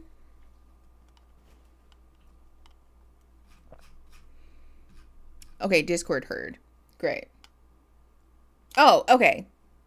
Okay, great. I was like, how does this keep happening? Okay. I'm about 5 minutes behind the line, but these methods of getting unconsensual sex is disgusting, to say the least. Yeah. No, of course. Okay, you guys do have sound. All right, cool. Sorry. No, I just want to encourage people to be aware that if this is happening to you, if this has happened to you, or is like happened to somebody that you know, that you're not being dramatic, that you're not crazy, that you're not being a baby or precious or like choosy or particular. These men are doing shitty shit, but they fucking know that they're doing shitty shit and they're hiding it from you. Honest people who genuinely just don't know. People who genuinely just fuck shit up and do shitty shit on accident and then ask for forgiveness don't go out of their way to try to hide shit from you. These men are going out of their way to try to fucking hide shit from people, which is like, I don't know a clearer sign that this person fucking sucks. Livebug, nobody's mad. Livebug's like, why are you yelling, Mom? Okay, sorry, let's keep going. Men are going on apps like Hinge, which one of the taglines of Hinge is like, it's designed to be deleted, right? People who join Hinge are looking... Really quick, also, that's a lie, in case you are not aware of that. We talked about it actually in the dating apps video that I made ages ago. Dating apps, they're not ever designed for you to succeed. They're designed to keep you on the app and to try to sell you like fucking Tinder Gold or Hinge Pro or whatever the fuck they are, like all of their shitty memberships. They're designed to keep you there and make more money off of you. So use with caution. For a long-term relationship. They are looking for people who have an interest in them in that way. A lot of people are saying it's prudish for women to react negatively to this message, but I think a lot of men, their pursuit of casual sex is something that they do in a coercive way. A lot of these men don't actively want to pursue women who are actively looking for casual sex. They want to go on these apps, connect with the women who are not looking for casual sex, to get a woman who isn't interested in casual sex to casually have sex with them. Which again is why the take of like bad communication and, not having blunt conversations is why we have rape culture is such a fucking rancid one. Because ultimately, this is about an obsession with power and control.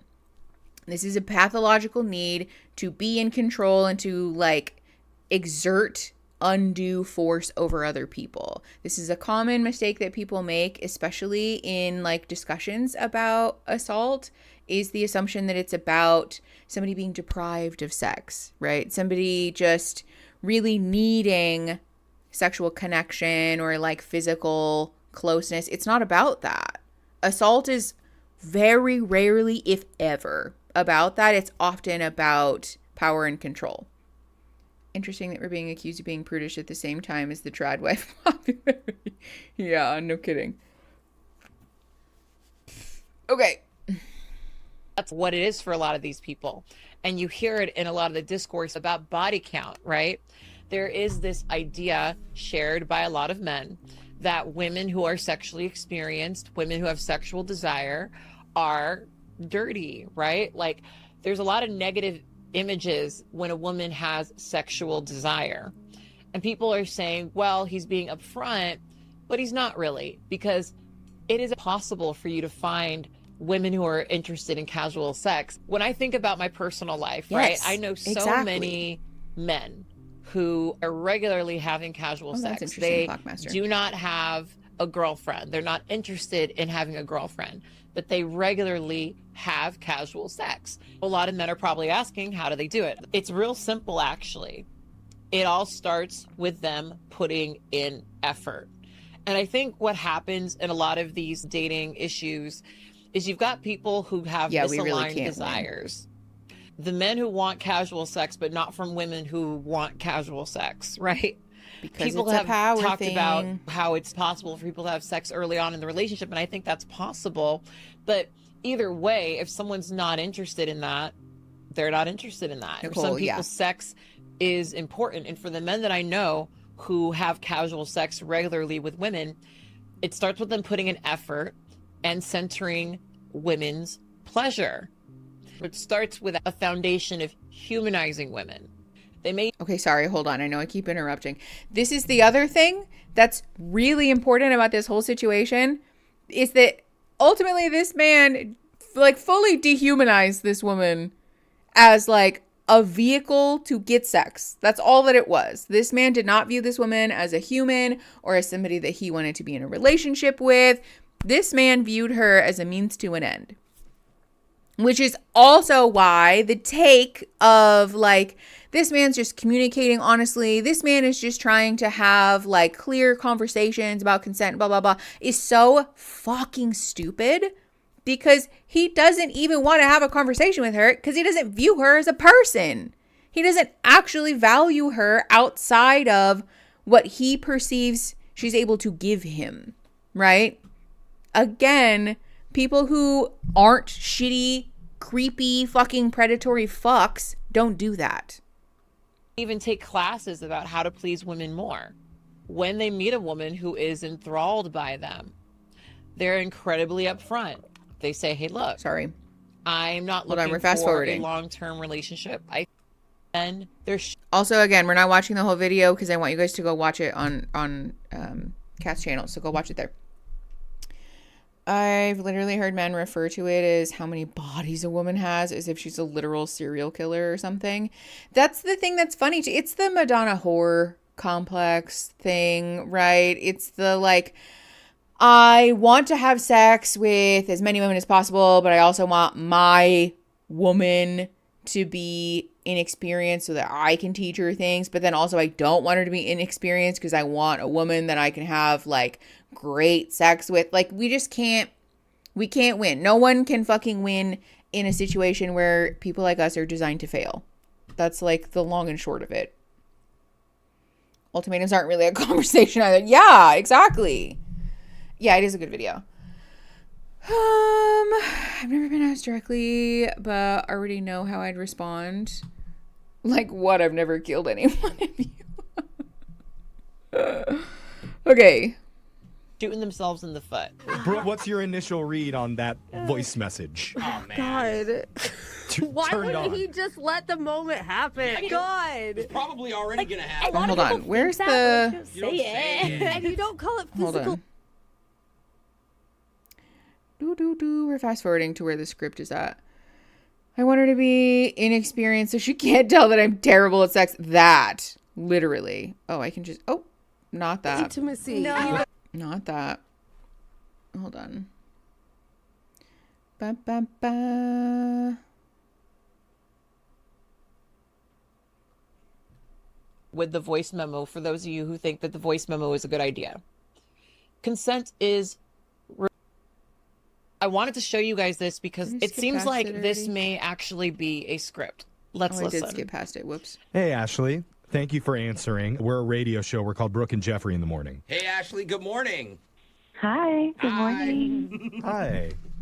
You have good energy, Ashley. You do. And we really enjoy that because we're doing this segment called a second date update.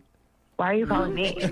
We're calling you because one of our listeners says he went out on a very nice date with you the other night, a guy named Corey. Oh, God.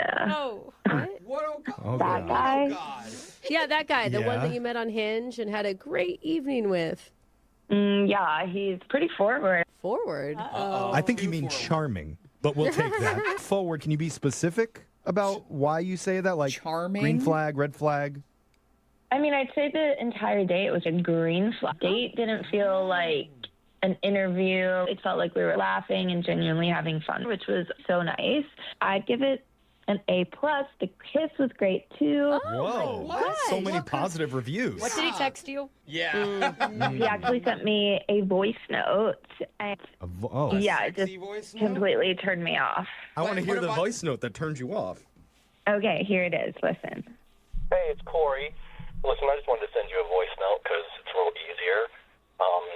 If we're thinking about going over to your place next weekend, and, you know, I'm totally open to that, but I am craving that physical intimacy to Craving see if we're, you know, drives me nuts. compatible in that way.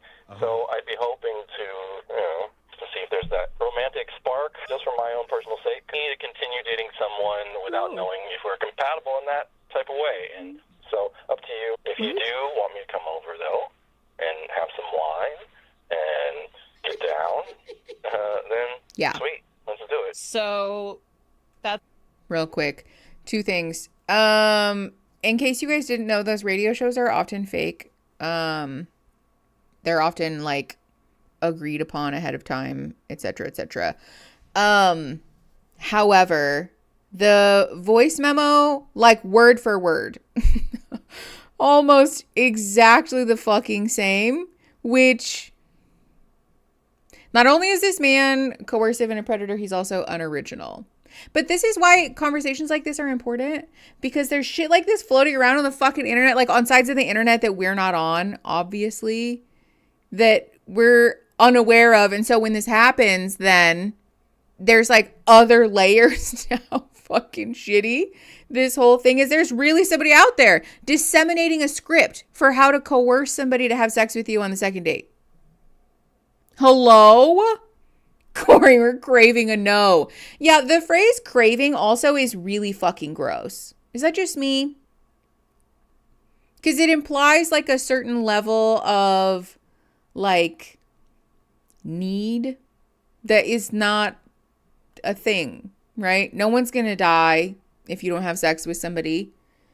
Sometimes people die though by agreeing to or like being coerced into having sex with someone who's a predator. So I think it's very valid for people to be like, no, this is a Wendy's parking lot, literally.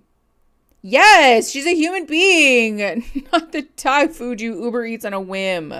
God. But the worst part though is that they really do view people like us as Thai food that you just Uber on a whim.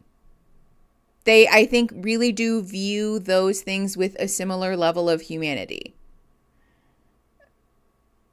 What? Are you a pregnant woman putting ketchup on your Haagen-Dazs? Who's putting ketchup on Haagen-Dazs? Hold on.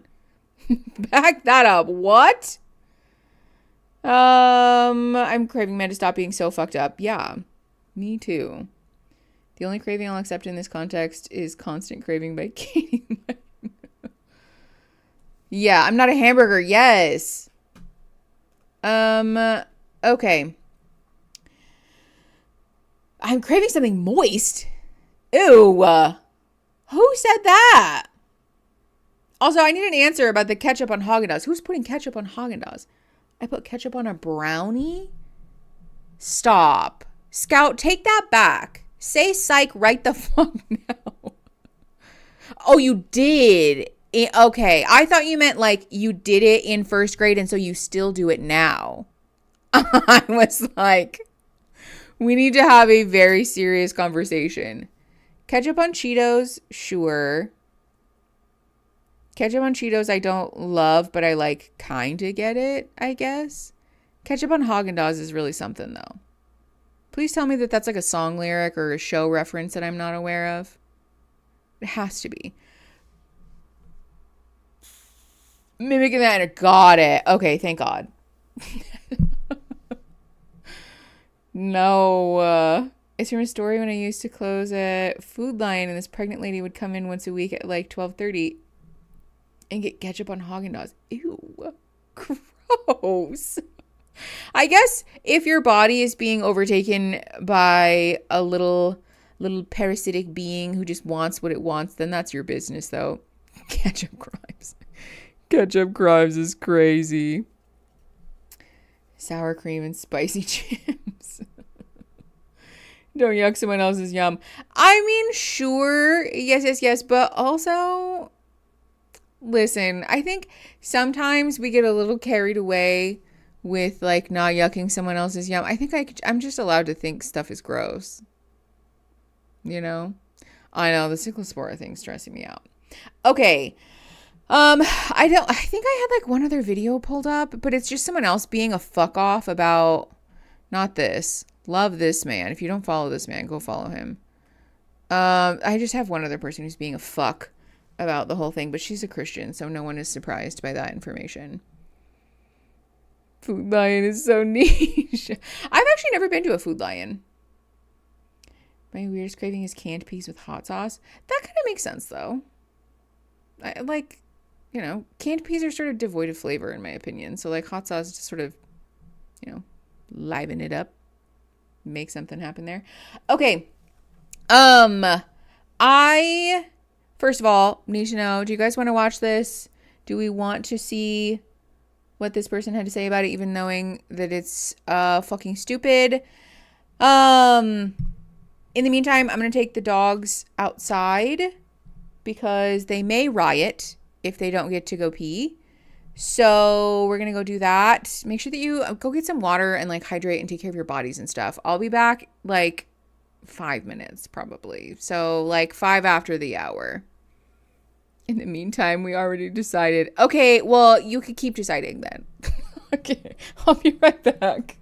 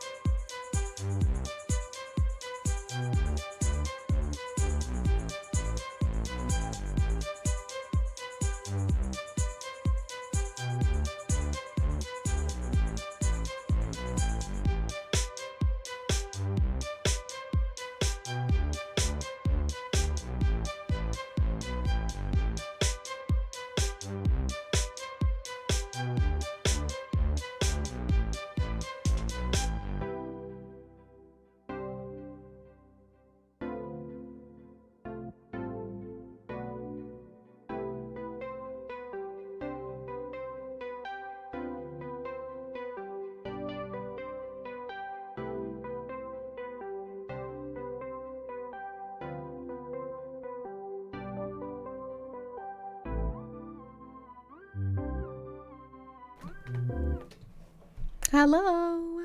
What are we warning me about? Mods are notified. What happened? I was gone for no more than 7 minutes. I'm looking at the mod chat right now. I'm going.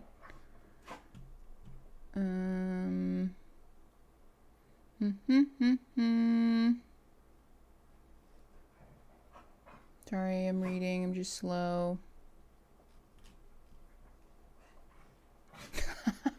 That's really funny.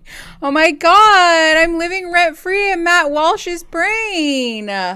Wow, God bless. Thanks for the engagement, my guy. Oh, that's really funny. Oh, he picked the worst still photo of me ever. He did that shit on purpose. That's a fat gay hate crime. And I'll be filing a complaint with the fat committee. Thank you very much. Oh, that's really funny. I know. Oh my god. Does this make me a real influencer now? But also, yeah, okay, I saw somebody talking about it. There is a website that people use to watch fundy videos too, and they're like shitting on them. It's like YouTube, YEWTUBE, or Invidious, I think is what it's also called. Don't give that fucker views. Don't let him profit off of my fuck ass face. Thank you very much. First time attending a live. Hi, Jared. Thanks for coming. We love a popular, educated queen. I know. Live stream versus live stream. Listen, I oscillate.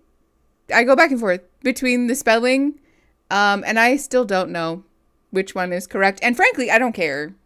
You know, I'm educated about a lot of things. Not that, though. She's the problem. I know. Here, hold on. I'll pull it up. Actually, hold on. Let me turn this off really quick.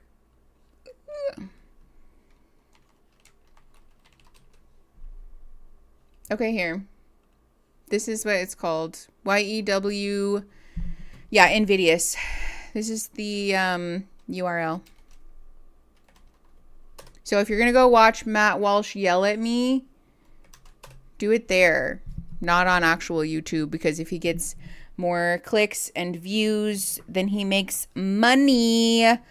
With ad blockers does that too. I mean, ultimately, like, I don't think it's necessarily about that. It's more so about, because yes, in theory, watching with an ad blocker will like lower the money that he's making, but more clicks and views equals like more engagement, like his videos get pushed more in the algorithm. Yes, it doesn't block the views. And it also gives him a further leg to stand on for things like sponsorships and being a little talking head for further like public exposure, etc., etc. So let that video fucking bomb, dude. If that video is going to do well, let it be because his followers hate fat people and hate people with pink hair. Not because y'all are in there. If I see any of you in the comments trying to like, don't take the bait. Don't comment. Don't defend me, because I already know what I'm about. And it's not being a fascist piece of shit. So, and I know that you know that.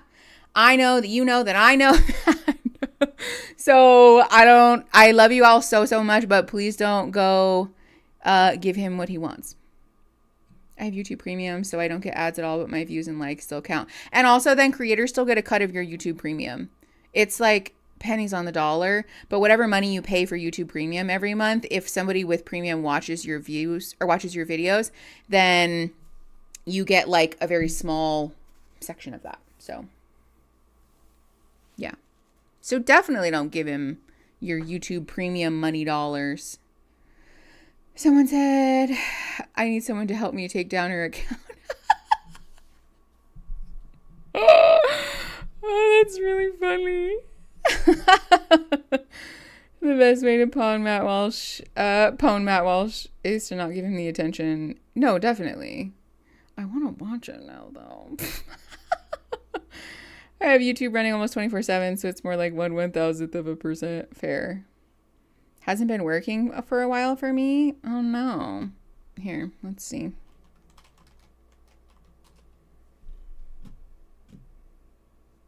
It's verifying. No! Oh no.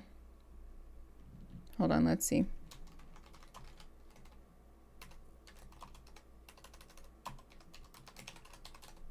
Whoops. Yeah, don't give him your engagement.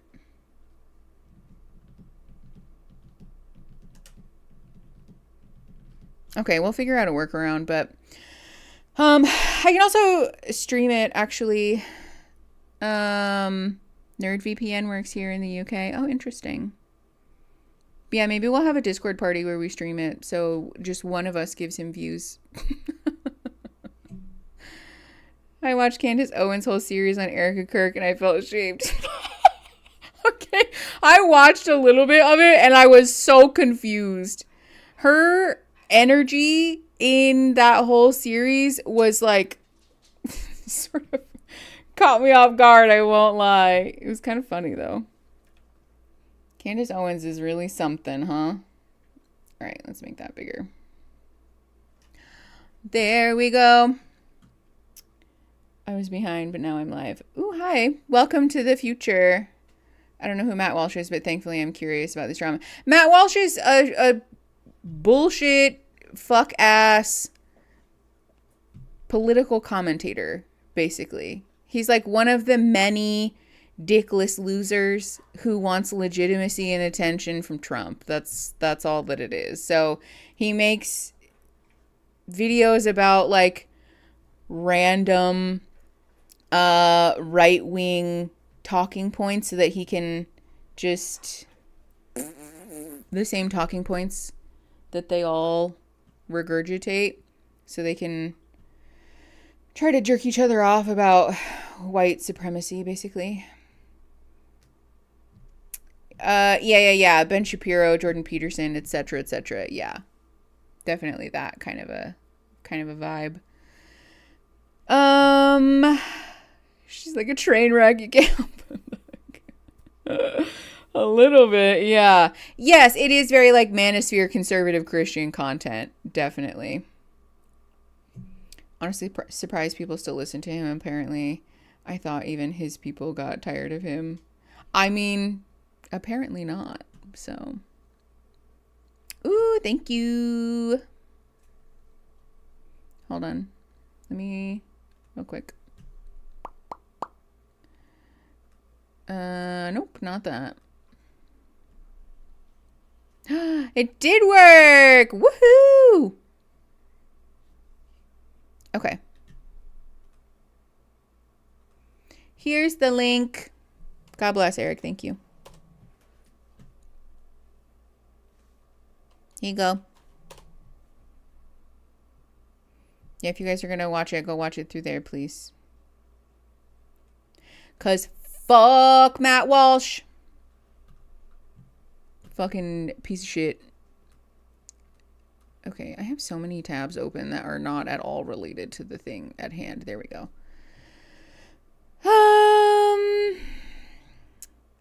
FD Signifier just posted a good video. Not about Candace Owens, I recommend. Interesting. I will be honest that I've not done a lot of like digging into the Candace Owens of it all. But I am aware that she's like kind of she's on a different level. It would hurt my heart to watch somebody speak badly about you. I mean, if it makes you feel any better, it's all like either unfounded or personal attacks, probably. That's the thing that's funny to me too, is when people shit on me for being a therapist on the internet. It's all like, oh yeah, well, she's fat. Well, did you see she has pink hair? Well, what about her nose piercings? Huh? She says the F word. Like, yeah. Thanks. None of those disqualify me from being a professional. If they were, I can assure you I would not have made it this far. The degrees that I have and the double board licensure would not have worked. Somewhere along the way, someone would have said, hold on a minute, little nose ring. Yeah, get out of here with your tattoos. But as it were, that does not, in fact, impact anything that's up here. This time you're destroying families, allegedly. I would not be surprised if it's the video about boundaries, about like cutting people out of your life if they're Trump supporters, which is true. And that's also like one of the most mild videos I've ever made, probably. I'm studying social work and I showed my professor one of your videos and she was astounded that you swear. Like, a lot of professionals are very off-put by that still. I do get comments fairly regularly, actually, from other therapists who are like, why are you swearing? Because? Because it's normal for me. Well, let me watch. Got to sign in. Open, viewing, disabled. Somebody doesn't like dissent. Matt Walsh hates me, Christine. I don't know if you know who Matt Walsh is. Matt Walsh name dropped me. I'm famous. Living rent-free in the men's, conservative men's heads everywhere. Swearing is scary. It also is just the thing that, like, I don't believe in blank slate therapy. And I swear. So I'm not going to not do that. And also, let's be very clear that I'm on the internet right now. I am not in therapy. I am not your therapist.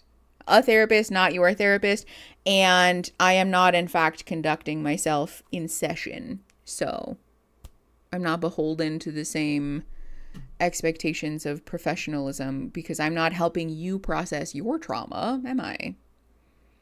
Unfortunately, I do. I wish I didn't, though. Same. Big vibes. I've actually talked about him on the channel before. Because his content is rancid, dude. My therapist swears and I love it. I feel more normal for my swearing. Yes! I feel that way too. When my therapist swears, I'm like, okay, thank God. It's not just me. I can be normal in here. I don't have to pretend to not swear in front of you now. Internet! That's really funny.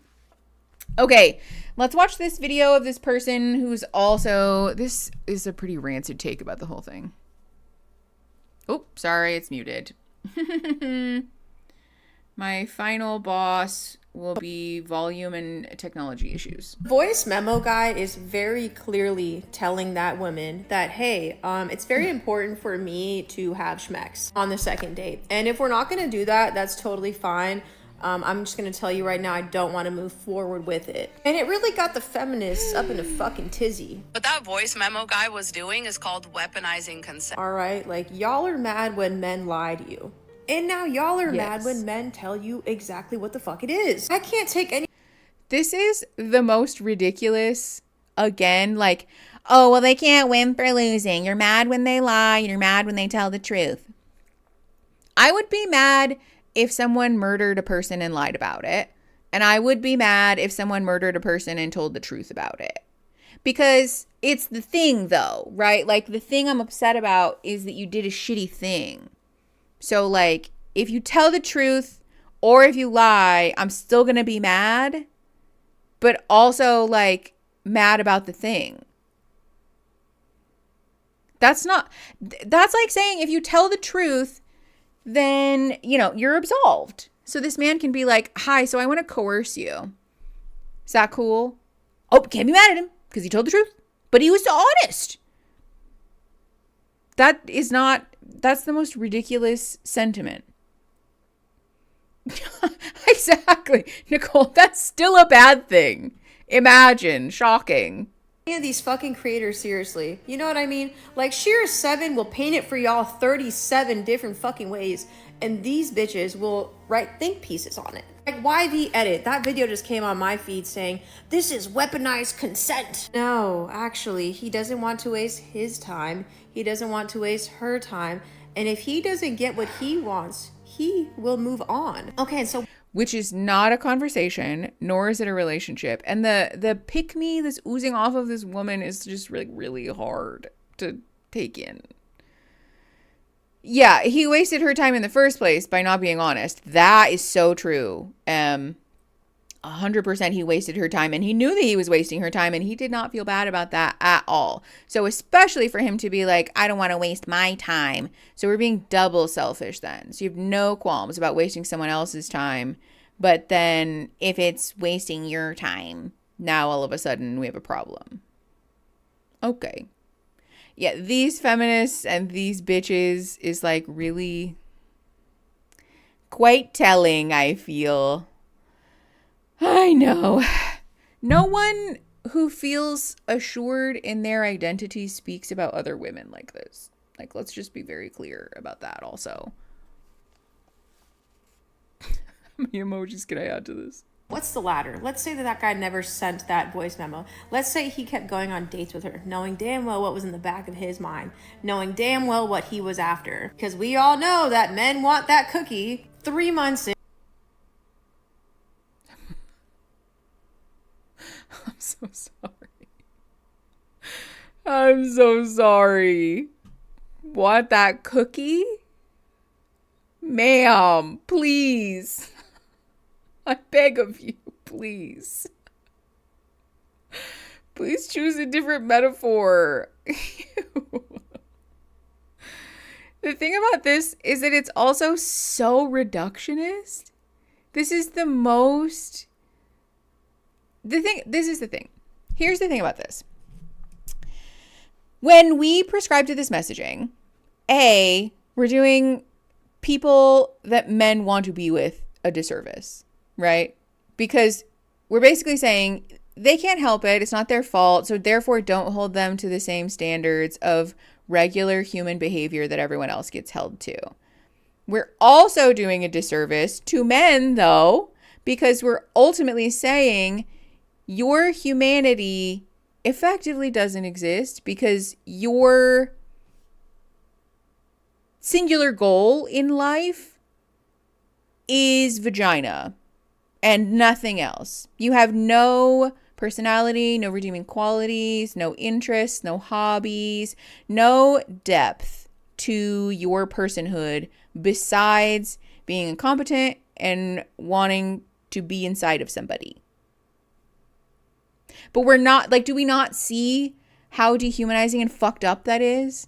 You know what I mean?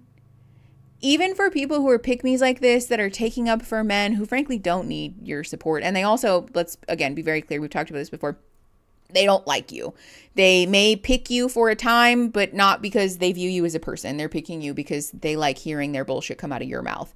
So you're siding for people that even though like they don't need your support because they're in control of everything, they also are being treated as like subhuman, like lacking in humanity.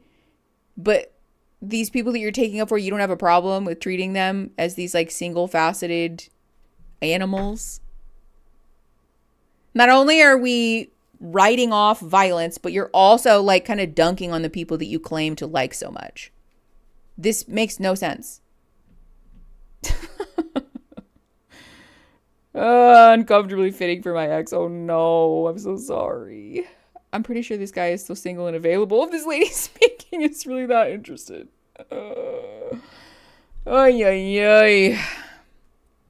And she finally gives it to him. She's like, this is the time I want to do it. And he's like, I'm not compatible with you. I'm not having fun. I don't like this. That would also be a problem for women. Like, I will sit here and tell you all that men lie, but I will also sit here and tell you that women lie just as fucking much. But if somebody... What does that have to do with anything? People lying, I feel, across the board is just bad. I think that we can acknowledge that comfortably. Decides to tell you the fucking truth on date 2, mind you, not a lot of time has been wasted, thank God. You could be like, packing it up, thank you, not for me, and we're gonna skedaddle along. Like, it's really not that fucking deep. And this is why this content is so fucking dumb, and I don't want to make content about men anymore, because women don't listen. Women react emotionally all the fucking time. The one time sorry. I'm not taking any shit about women are so emotional when this administration has literally started violent conflicts with other nations purely to distract from his hurt feelings. About being in the Epstein files, by the way. About people trying to hold him to task for being in some of the most horrifying and disgusting fucking documents, by the way. But oh no. Women and their emotions. Yeah, I'm not like other girls. Did he pick you yet? And also, ma'am, when he does pick you, you're not going to like it very much. Because he's just going to treat you badly. Take it from us. Take it from a former pick-me. It didn't work out great.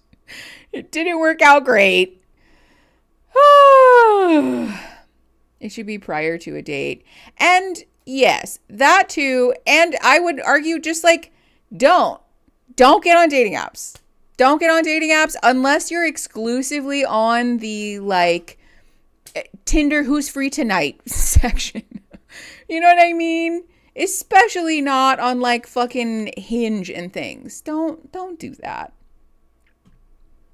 She keeps talking about not wanting to talk about it. She's getting on my nerves. Well, and we've talked about in this stream already. It is that deep, actually, though. It is that deep because this incident has served as a symbolic representation for all the ways that people subjected to this behavior have been abused, have been violated, have been lied to and gaslighted about being violated, and are continuing to be traumatized by people getting on the internet and pretending that it's not that deep. It is. It is that deep because this is the rhetoric that people are raising their children in. This is the world that people are trying to find partners in.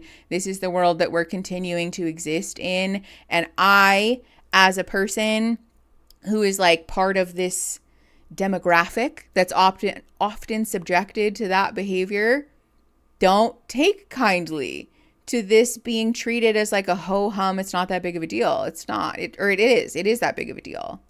It's not something that we should take lightly. Men like this want sex work without having to hire sex workers.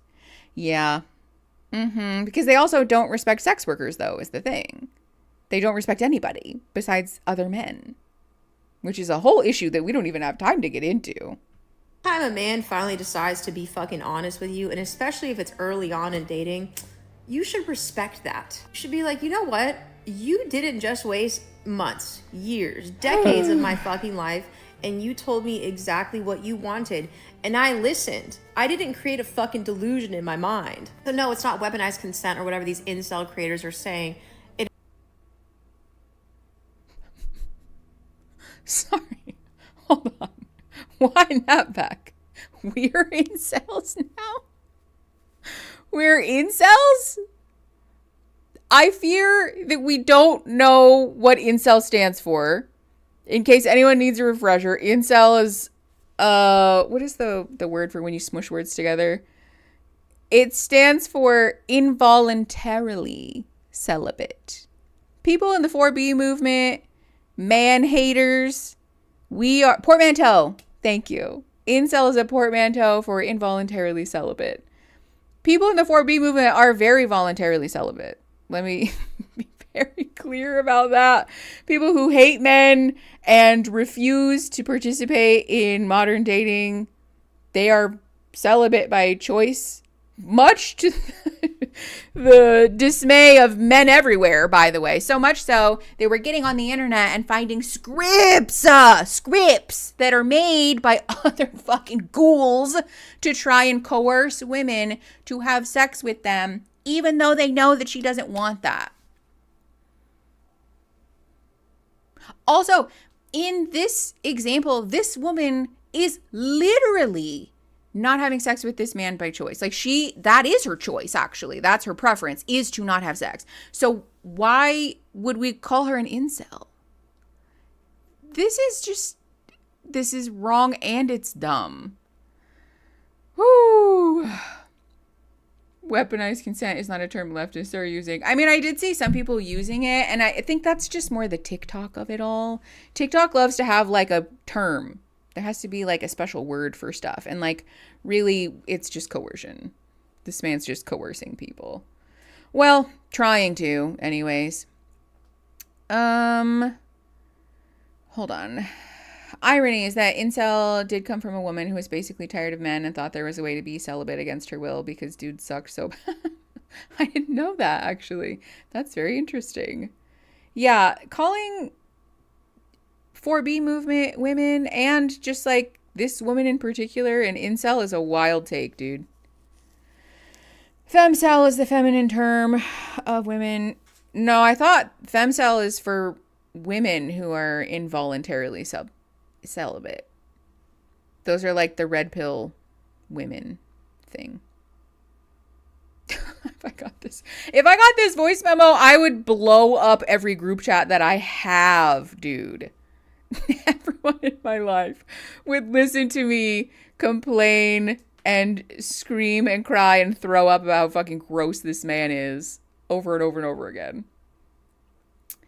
Incel started off as a female movement but got taken over quickly by angry men. And if there isn't something more emblematic of how fucking problematic these men are, I don't know what is.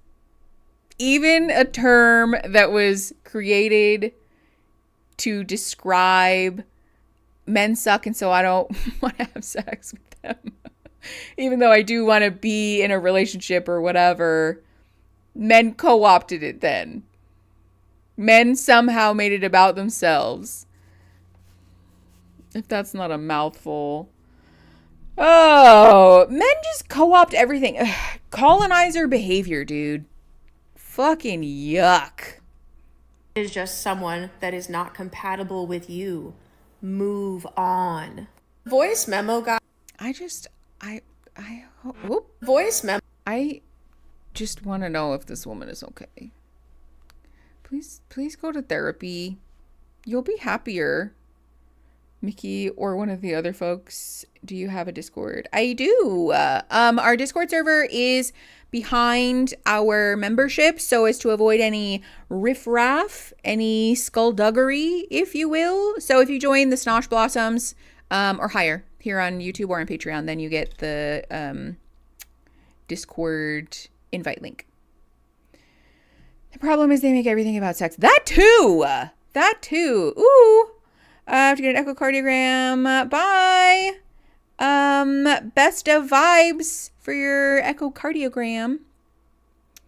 They cannot fathom that we're single and celibate by choice because they lack sexual discipline. Definitely. Yeah. No, they absolutely cannot fathom a world. Because that's the other thing, is that they don't view relationships as a mutually fulfilling engagement in which people feel seen and valued and cared for and loved. To them, relationships are a transactional, they're like a door to walk through to get unfettered access to sex. That's the purpose of a relationship for them. That's not the purpose of a relationship for so many healthy, well-adapted, safe people. The idea that relationships would serve the purpose of only sex is very much a byproduct of dehumanizing people. The people that you claim to want to be in relationships with, by the way. The idea that men are animals that have to have sex really... Oh, no, that's... Yeah, boom, big love to you. Been there. I don't get why this guy felt the need to leave such a long memo. If it's that frustrating, why not walk away? Excellent question. Or, hear me out, match with somebody who wants the same things that you do. Be upfront about what it is that you're looking for in your dating profile to start with, so that everyone from the outset is on the same page. Also, you guys, we're just gonna have a vulnerable moment. I fucking hate this haircut. And it especially doesn't fit under my headphones well. It's pissing me off. I got my hair fucked up earlier this week, you guys, and I'm bummed about it. Just one more thing that I'm like, I miss all of my friends and people in Arizona, damn it. Because the people who did my hair in Arizona, those words didn't want to come out of my mouth. The people who did my hair in Arizona knew what they were about. Shout out to Karina and Jules. So much love.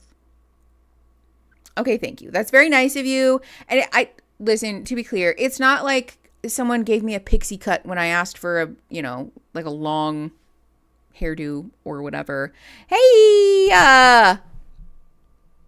paso open. Please help with the pronunciation. But welcome to the Snosh Blossoms. Thanks for coming, friend. You should get your Discord invite link from YouTube. But yeah, no, it's not like somebody gave me a pixie when I asked for like long hair or something. They didn't like fuck my shit up like that. It's just the thing when you don't look like yourself, you know? When your hair's like not doing the thing that you want it to do, and so you don't look like yourself and you're like, ugh, you know? It's not my fave. You guys are very nice. Thank you for your kind lies. It's appreciated at this trying time. I always hate my hair for the first week. Okay, I think that's what's tripping me up though, is I've never hated a haircut. Like I've never come home and like been gutted by looking in the mirror. You know what I mean? That's not really happened to me before. So I was like very caught off guard by that. Homesickness can be so real. It is. It's a homesickness thing. Have I ever tried bangs? I mean, I do. Like, I got some fuck ass bangs right now, dude. I asked for a little curtain bang moment and I got bangs. Like there's no like gradation happening there. We just said your bangs won't be all one length.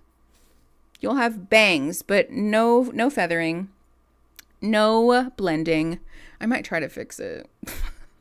I did cut my hair last time. The last time you guys noticed my haircut. What was I saying? I was like in the middle of saying something. I totally forgot what I was talking about. Oh, the last time, yeah, I did that myself. It took me like 3 hours, but I did it. Oh, bye, Kitten Foster. No worries. We're probably going to wrap up here soon anyways. I'm bad at accepting compliments. Thank you guys for being kind about my hair. You're all very lovely. I'm also having a hot flash right now. Oh, the tattoo is healing good. Jesus Christ, though. Can I tell you guys, for the first 48 hours, that tattoo was so itchy, I thought I was going to fucking die. I haven't had a tattoo be that itchy in a very long time, and never on the back of my neck, obviously. So I fully thought that I was going to expire, but it didn't. So I love your pink and want to get pink back in my hair. Do it. Pink is so fun. Yeah, you guys want to see the tattoo? Can you see? Yeah. Oh my God. Do I have a bug bite? No wonder it's so itchy back there. Oh my God. Okay, to be clear, I didn't have a bug bite before now. I think I got a bug bite when I was outside with the dogs, but tattoo. She's feeling really good though. Yeah. She's healing up nice. Oh, I know. What a hateful little rat of a bug. Sorry, not you. We call Olivia Live Bug sometimes, and she was like, not you, honey. I know the tattoo turned out great. Thank you guys for picking such a sick ass design. You guys are the realest. I was fully prepared to get like dick butt, you know, not actually, but like something. I was prepared to get a nard dog. But it looks really good. I wonder if your previous hairstylist, if you asked your previous hairstylist for exact instructions. Okay, but I did give her exact instructions. I gave her exact instructions, and I also showed her a picture of my hair. I showed her several photos of my hair right after I cut it last time. And I said, this, please do that. And then I explained to her how I did that. So that's why I was like, honestly, it was perfectly fine until we started doing some like texturing at the end, and then it was like, wait, no. It's just like cutting too much off in this area. But I was like, it's too late now. She did one side. She can't just do one side. She's got to even it. So I was just like, it's fine. Damn it. Now that fucking bug bite itches. Fuck. That bug probably was conservative. Fucking Matt Walsh. He sent bugs for me. If their logic gets to be that way, then so does mine. The churchies, they sent a plague after me. This reminds me of when men refuse to be friendly with a woman on a platonic level, saying I won't be vulnerable with you on an emotional level unless we're physically compatible is wild. That's what I'm saying. Especially because nobody is asking you to like get deep, dark secrets and trauma type of shit, you know? Like, again, I understand that some people aren't going to feel safe to do that because this is a couples therapy dynamic that repeats itself over and over again. But often the way that people circumvent that is by asking for a small amount of investment from both people in differing, you know, like we don't need to get deep into the shit. Let's start with some basic emotional disclosures, right? Tell me your opinions about things. Tell me how something made you feel. Tell me about a bad day that you had. Hold space for me while I'm having a bad day. Be excited about the things that I'm excited about. Let's talk about our friends. Let's talk about the hobbies that we have. That's all emotional intimacy, you know? And so then when someone feels more comfortable, we can talk about like, let's try a little handhold. Let's try some casual physical affection in public where it's safer. You know, let's do a little cuddle. Let's try a hug. We can gradually ramp into things, but the expectation that like either we're banging on the second date or we're not together is so wild. So Nat Walsh is hilarious. That feels very appropriate actually for his affect. He's a man small in stature and in maturity. I'm talking to someone about this right now. What, the emotional intimacy thing? They know if they share their true feelings about things, it will disqualify them for a relationship. Yes, exactly. Yes. Intense physically intimate sex is a form of love bombing. Ooh, true. That's a good point. Yeah. Trying to like flood somebody's nervous system with all of the feel goods from like, let's be way too intimate, way too fast is also a form of coercion. You guessed it. My demi heart cries every time I roleplay in D&D online and they can't even be emotional as a character. Oh no, that makes me so sad. D&D is such a lovely vehicle for emotional expression and for people to also like work through stuff, you know? Which also, I made a whole video about it, by the way. If you guys haven't watched it, you should go watch it. It's very cute. It's a fun little video about D&D therapy, which is a whole thing that I didn't even know existed, but apparently it is. You can go play D&D with your therapist. Isn't that fun? I'm like genuinely considering doing a training for it. It sounds kind of cool. Like a group therapy thing. Through the use of TTRPGs would be really cool. I had a guy ask day of hangout. I had a guy ask day of hangout. I had plans, lake plans with friends, mentioned notice was helpful and was told love routines and have their place. I like to get out of my comfort zone. What on earth? I also don't want to pull teeth just to tell me something funny that happened in your date. Okay, that was a big game changer for me in like my dating experiences, was asking the question like, was this date fun because they're actually fun or because I'm just good at making conversations and could talk to a brick wall, you know? And like sometimes it's that one. Hi, Live Bug. Leave your sister alone, please. In grad school, I learned about a therapist in Australia who did D&D group therapy. It was so cool. Yeah, there's a whole thing.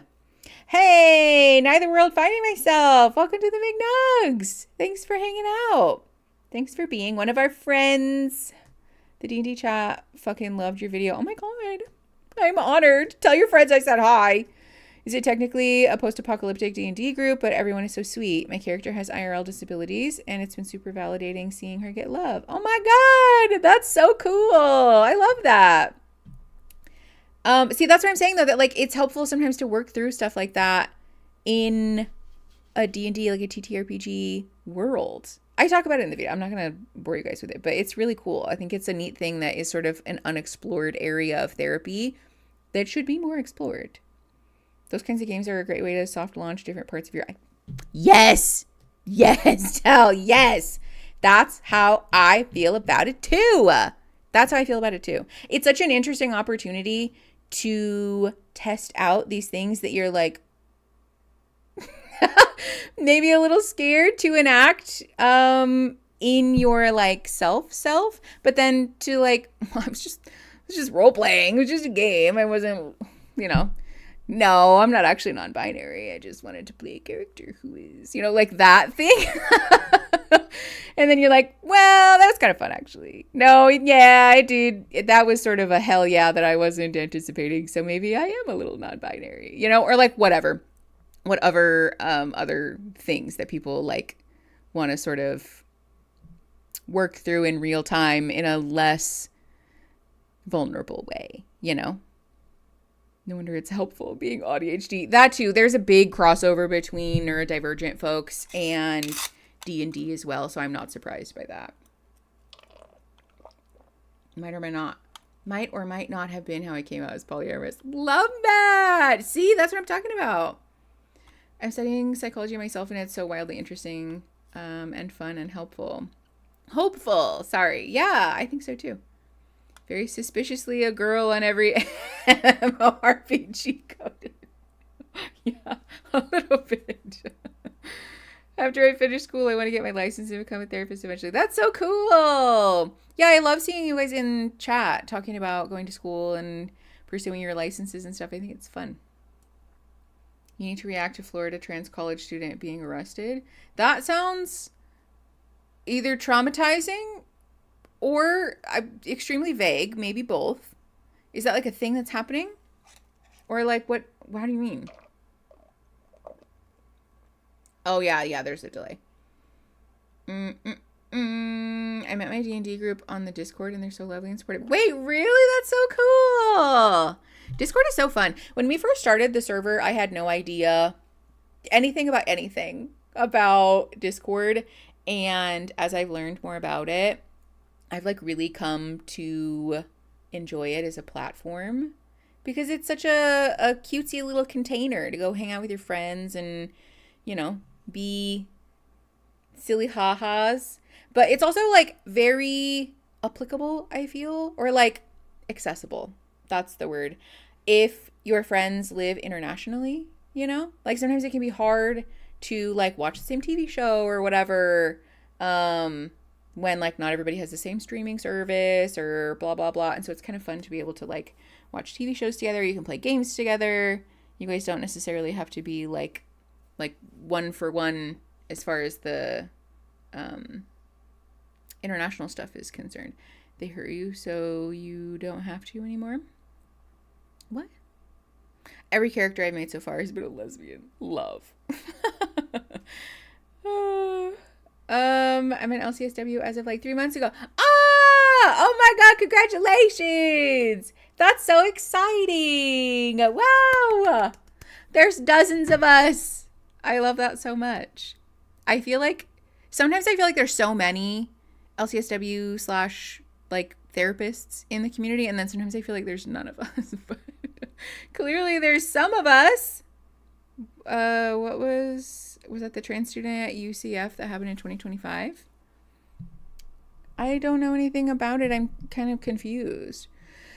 My first D&D character was nonverbal, chaotic, evil, non-binary wizard. There's so many specifiers in that sentence. I didn't even realize that I was subconsciously revealing parts of myself. That's the real shit. When you're like, oh yeah, my character would do it because... I guess because... Would you be open to reacting to the Netflix documentary Untold, The Girlfriend Who Didn't Exist? First of all, thank you for the 2,500 CLP. I don't know what currency that is, but thank you very much for sending it all the same. Neither world finding myself. I don't know. I'd have to look at it. It sounds vaguely familiar. I might have seen it on like the front page, but I would have to double check like what it's about. We tried kind of like a spooky suspenseful thing. Not last stream, but the stream before. And it was like fine, but it didn't super work out. Chilean pesos. Okay, great. Well, thank you for the pesos. But yeah, I am not entirely sure if it would be something that I am like comfortable with, but I can look into it. Yeah. Apologies, I've been in and out, but definitely back in. Well, hi, Meyer. Congratulations. Thanks for clocking back in. And congratulations. Paso. Where did it go? I just lost it. Hold on. I don't want to mispronounce your name. Paso Robin. Pasubin. Did you ever tell me how to pronounce your name? Because I feel that I am butchering it. But congratulations all the same. The voice note guy did an ultimatum and should have got given the door. I feel like he probably did, right? If she sent that to her friend and we're dogging on him on the internet, surely we're not together, right? One can hope, anyways. Okay, I am having just like one long continuous low grade hot flash, which has not happened to me in a while, so I'm probably gonna hop off. But thank you guys so much for hanging out with me and for trusting the process on a little bit of a different thing, because I know that we took a leap of faith. But personally, I really enjoyed it. I hope that you guys liked the new format, because if you did, then we can do this more often, and then my videos won't get demonetized as often, and I'll actually get to keep some of the money I make. Sometimes. Maybe. Just a little bit. Just a few. Subin mentioned, I go by Possum online. It's a mashup with a K-pop boy. Got it. Possum it is. Okay, thank you. All right. Bye, everybody. I will see you guys not next Friday, but the one after that, I think. If next Friday is the first Friday of the month, then it's not that one. Nope, it's the last Friday. So I will see you guys next week. Okay, bye. That's the wrong button. Again, I did it again.